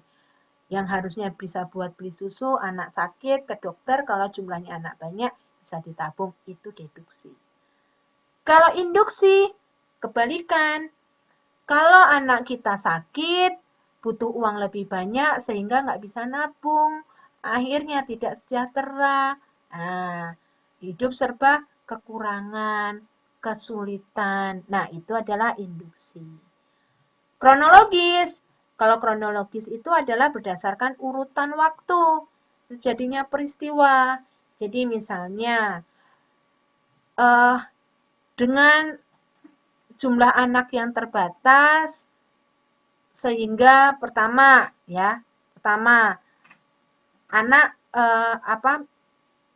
jumlah anak yang sakit berkurang sehingga bisa menabung. Dengan menabung itu kan uang jumlahnya bisa bertambah. Ketika bertambah bisa digunakan untuk sekolah. Selain sekolah, rekreasi. Selain rekreasi apa? Bisa dengan untuk memperbaiki rumah, membeli fasilitas lebih lengkap untuk keluarga, seperti itu kronologis ya. Nah, spasial, pesan komunikasi disampaikan menurut urutan tempat ya. Tempatnya di mana saja gitu. Nah, kemudian topikal itu adalah menurut urutan prioritas tertentu. Jadi misalnya urutannya adalah yang terpenting apa dulu? Oh, sejahtera dulu. Atau misalnya sejahtera sehingga bisa sejahtera kemudian punya tabungan, bisa rekreasi, sekolah tinggi, fasilitas untuk anak lebih lengkap seperti itu. Jadi diurutkan prioritasnya. Atau misalnya prioritas yang pertama adalah naik gaji dulu atau sekolah dulu. Nah, itu masing-masing dari audiens itu punya urutan yang berbeda. Dan ini harus kita lihat. Kalau misalnya golongan menengah ke bawah biasanya lebih prioritasnya adalah naik haji dulu gitu ya, daripada rekreasi, jalan-jalan ke luar negeri gitu. Jadi kita harus melihat gitu. Kita menawarkan, wah dengan KB nanti bisa jalan-jalan ke luar negeri. Lah, Kita ngomongnya adalah di pedalaman, di penduduk pedesaan yang religius, nggak nyambung gitu. Nah, kita kalau mau melihat prioritas itu harus dilihat dulu siapa nih sasaran yang akan kita ajak bicara. Nah, kausal di sana adalah sebab akibat ya tadi. Kita anak dibatasi sehingga bisa jumlah pengeluaran untuk anak menjadi berkurang. Akibatnya ada uang sisa yang bisa ditabung. Seperti itu, ya. Kemudian pemilihan channel. Nah, ini kenapa channel ini berbeda dengan media? Ya, di sini dijelaskan bahwa kalau media itu adalah peralatan teknis, alat bantu menyampaikan pesan, media cetak, media elektronik. Ya, media cetak, elektronik, media tradisional itu adalah media. Bagaimana dengan channel? Kalau channel itu adalah fungsi dari indera yang menerima stimulus media. Ya, dengan demikian media surat kabar. Medianya adalah surat kabar, channelnya penglihatan. Medianya radio, channelnya pendengaran. Bagaimana dengan media online? Media online channelnya adalah apa? Sentuhan. Nah, ya. Gimana? Sebentar. Maksudnya tempat urutannya. Waduh, yang mana Mbak? Yang kronologis atau yang spasial? Saya balik lagi ya, mohon maaf. Mbak Nurwaida. Ya.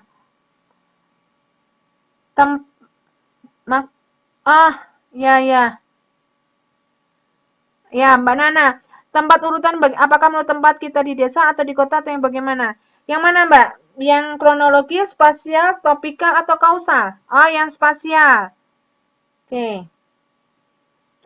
Urutan tempat. Oke. Nah, ini. Kalau saya tadi mencontohkannya kan bicaranya mengenai pesan komunikasi KB ya. Karena memang dicontohkan di buku adalah pesan komunikasi KB. Jadi pesan komunikasi KB urutannya adalah di sini adalah pesan berdasarkan urutan tempat. Urutan tempat otomatis kalau kita tadi bicara mengenai apa namanya di masyarakat pedesaan berarti tempatnya adalah kalau di pedesaan itu kan lebih kepada biasanya hal-hal yang religius ya untuk beberapa masyarakat. Jadi misalnya kalau tadi ditawarkan mengenai tempat rekreasi, katakan pesan komunikasi adalah dengan sejahtera kalau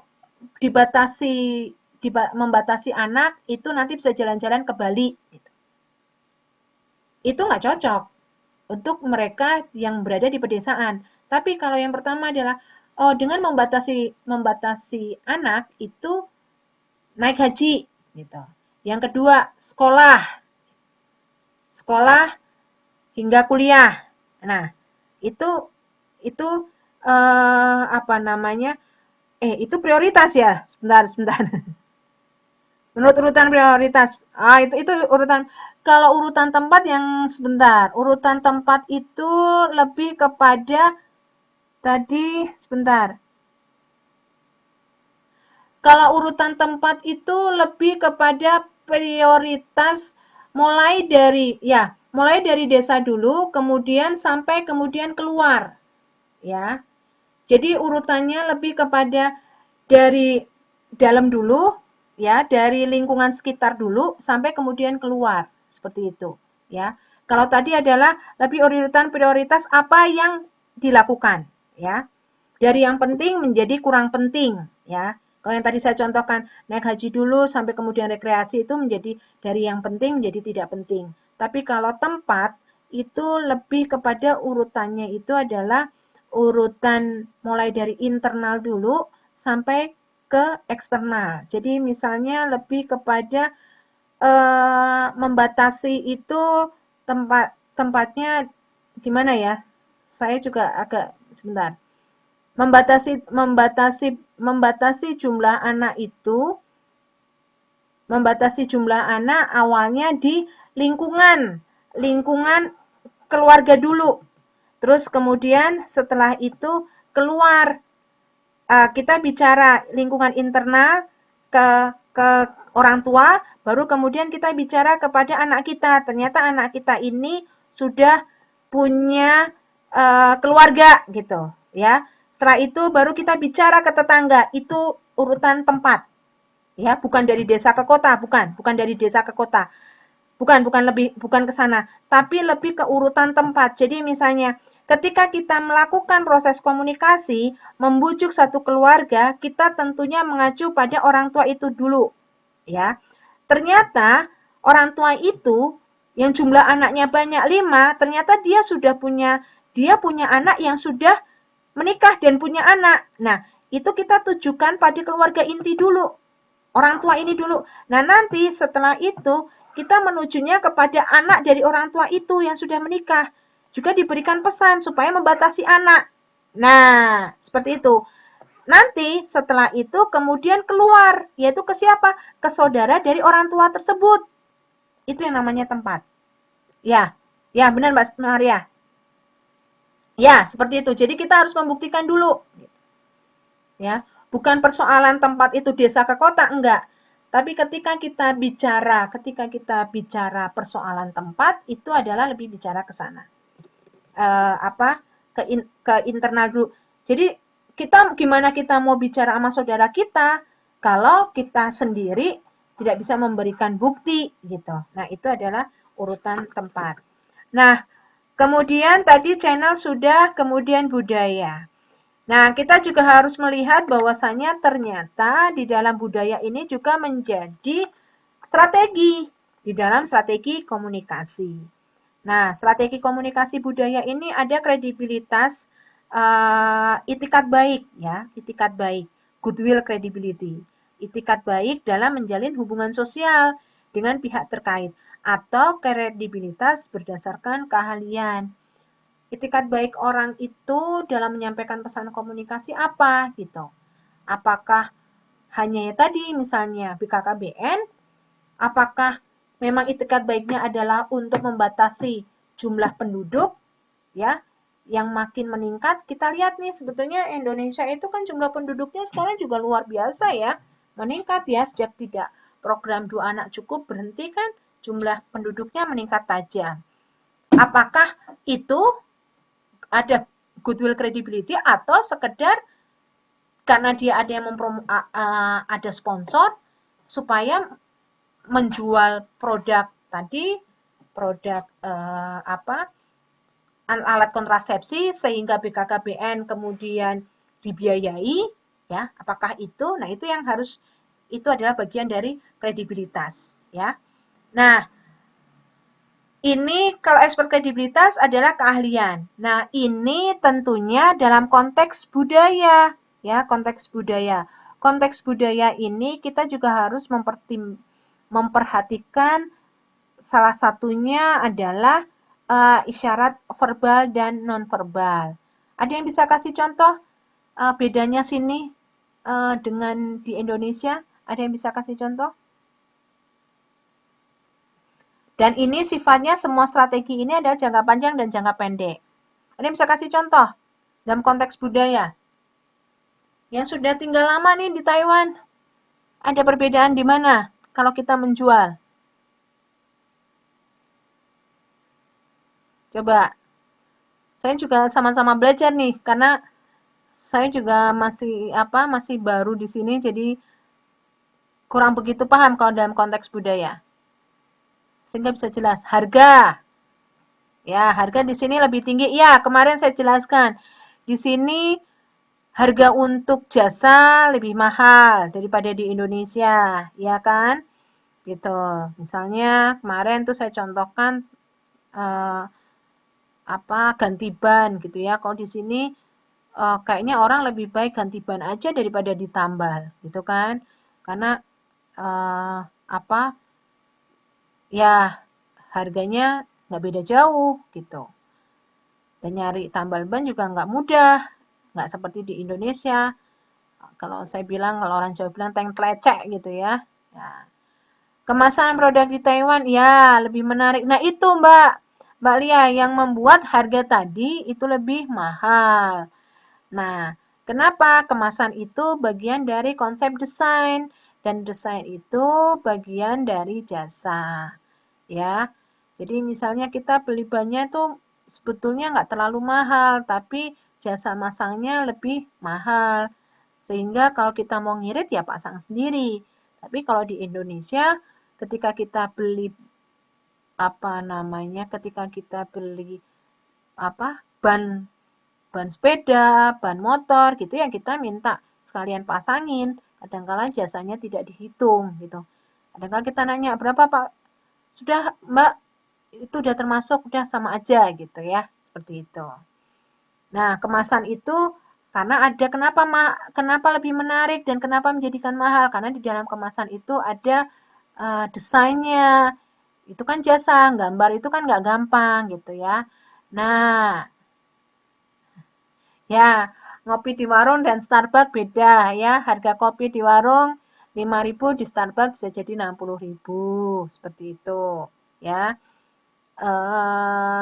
Apa namanya? Itu budaya dalam konteks jenis pelayanan ya, pelayanan ya. Tuh. Kemudian strategi umum untuk mempengaruhi perubahan dalam sistem manusia. Ada yang namanya strategi rasional empirik, ya. Pendekatannya dengan melakukan penelitian, ya, dan menyebarluaskan pengetahuan. Ini penelitian tadi yang disebut di awal adalah fact finding, menemukan fakta-fakta di lapangan, ya, untuk merubah sistem. Tidak hanya berdasarkan katanya, tidak hanya berdasarkan perkiraan gitu, tapi lebih kepada empirik rasionalnya seperti apa. Atau dengan memilihkan dan menempatkan personel yang tepat, the right man on the right job gitu. Atau dengan melakukan analisa sistem, baik sebagai staf maupun konsultan. Ya, penelitian tadi penelitian terapan sampai kepada mengklasifikasikan dalam hal bahasa ya, lebih sampai serumit itu ya. Nah, kemudian strategi normatif reedukatif ya. Ini dibentuk atas dasar asumsi bahwa motivasi manusia dalam mengkonsumsi sebuah produk itu berbeda-beda. Manusia dalam menerima pesan komunikasi motivasinya berbeda-beda. Ya, misalnya begini, ini lagi rame nih, ya, saya amati di FB itu lagi rame. Ada orang menulis status dia bersyukur karena begini-begini dianggapnya pamer. Ketika kita ngobrolin bahwa kita lagi bersedih dianggapnya kita mengeluh gitu kan. Nah, motivasinya apa kita mau membuka FB gitu. Kalau kita motivasi membuka FB itu untuk silaturahim, mengetahui informasi teman, ya kita tidak sampai ke sana. Nah, itu berkaitan dengan tadi sistem manusianya itu ya, seperti itu. Nah, sehingga pendekatan ini meliputi apa? Memperbaiki kemampuan sistem. Memperbaiki kemampuan sistem dalam memecahkan masalah. Atau yang paling penting adalah memelihara pertumbuhan ya.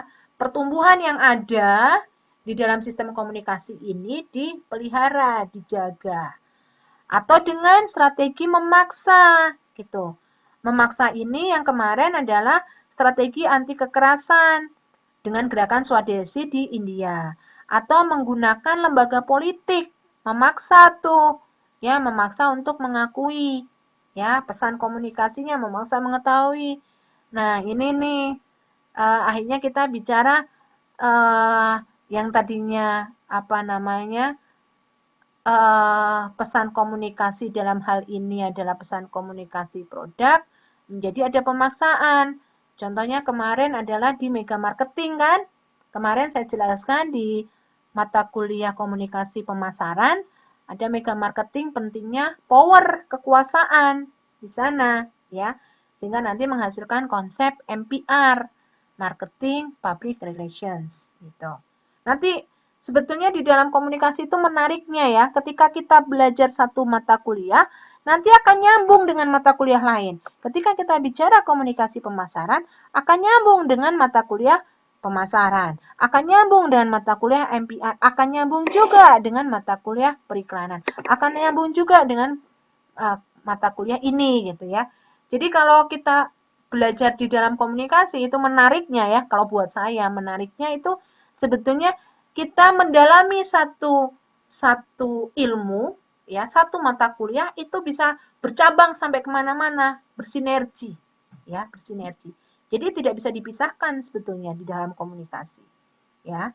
Kemudian di sini adalah perubahan melalui penataan kembali. Dalam artian misalnya adanya reshuffle di dalam pemerintahan, itu termasuk di dalam strategi kursif. Nah, kemudian strategi-strategi dan taktik perubahan organisasi yang berencana, ya, di sini. Ini juga ada strategi kursif memaksa, ya, dengan melakukan tekanan, itu kan memaksa, atau strategi normatif, ya. Strategi normatif ini sumber utamanya adalah melakukan pengendalian melalui apa? Partisipasi.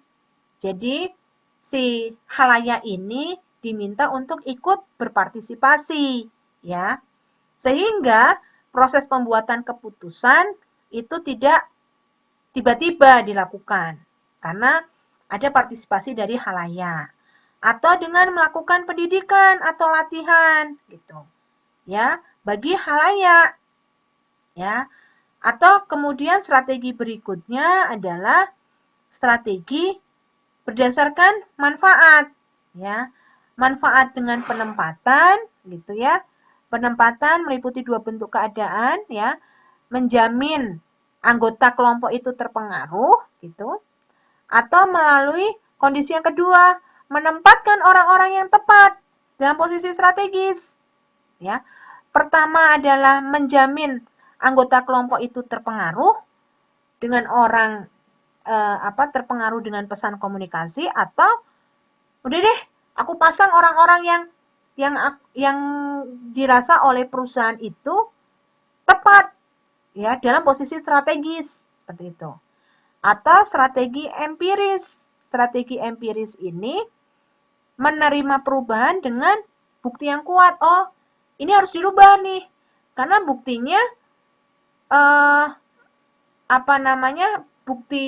buktinya bahwa di lapangan khalayak itu menolak dengan pesan komunikasi itu. Nah, menolaknya seperti apa? Misalnya tadi kita udah melakukan komunikasi mengenai pembatasan jumlah anak melalui KB, ternyata ditolak bahwa itu tidak sesuai dengan hukum agama. Kan masih ada tuh beberapa masyarakat religius menganggap bahwa pembatasan jumlah anak itu bagian dari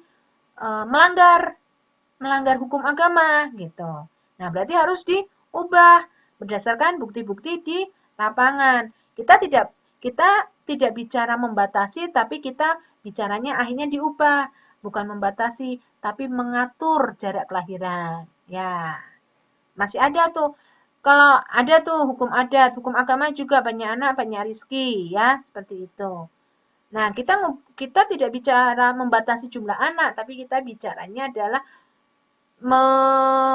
membuat jarak gitu, mengendalikan jarak anak melahirkan supaya kondisi ibu bisa lebih sehat. Nah, itu. Nah, kemudian teknik perubahan lain adalah dengan teknik penelitian terapan. Tadi sekali lagi perlunya mengumpulkan data-data di lapangan, fact finding, sampai kemudian mengubah teknis gitu. Ya, teknis apa yang langsung bisa dilakukan, dikerjakan di lapangan. Nah, atau taktik marginalitas. Nah, di sini adalah terjadinya dua bahasa yang fungsinya untuk mengubah. Jadi misalnya di beberapa masyarakat gitu ya, di beberapa masyarakat, misalnya suku di Serang tuh, suku apa ya? Aduh, lupa. Di Serang tuh masyarakat apa ya? Itu misalnya untuk sampai ke sana, untuk bisa kita melakukan komunikasi ke sana, itu kita harus berjalan kaki untuk diterima, ya. Terus kita harus paham dengan komunikasi itu, gitu. Ya, kok berkomunikasi dengan mereka.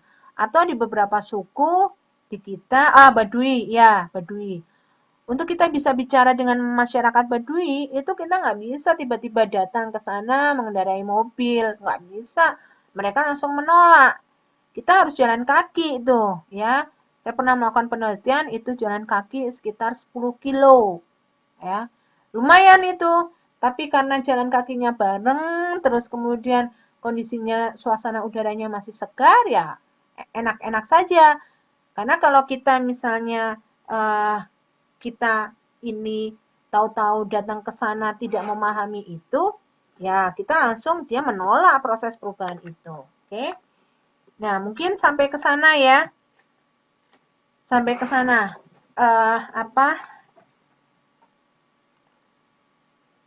Ada pertanyaan? Mudah-mudahan ini ya, tersampaikan ya. Mudah-mudahan tersampaikan. Ini untuk saat ini belum ada tugas dulu ya. Belum ada tugas dulu untuk mata kuliah ini. Saya mengingatkan kembali tanggal 10 ya, jangan lupa kita ada TTM ya. Ada TTM. Mohon maaf apabila ada kesalahan ya. Sekian dari saya. Wassalamualaikum warahmatullahi wabarakatuh.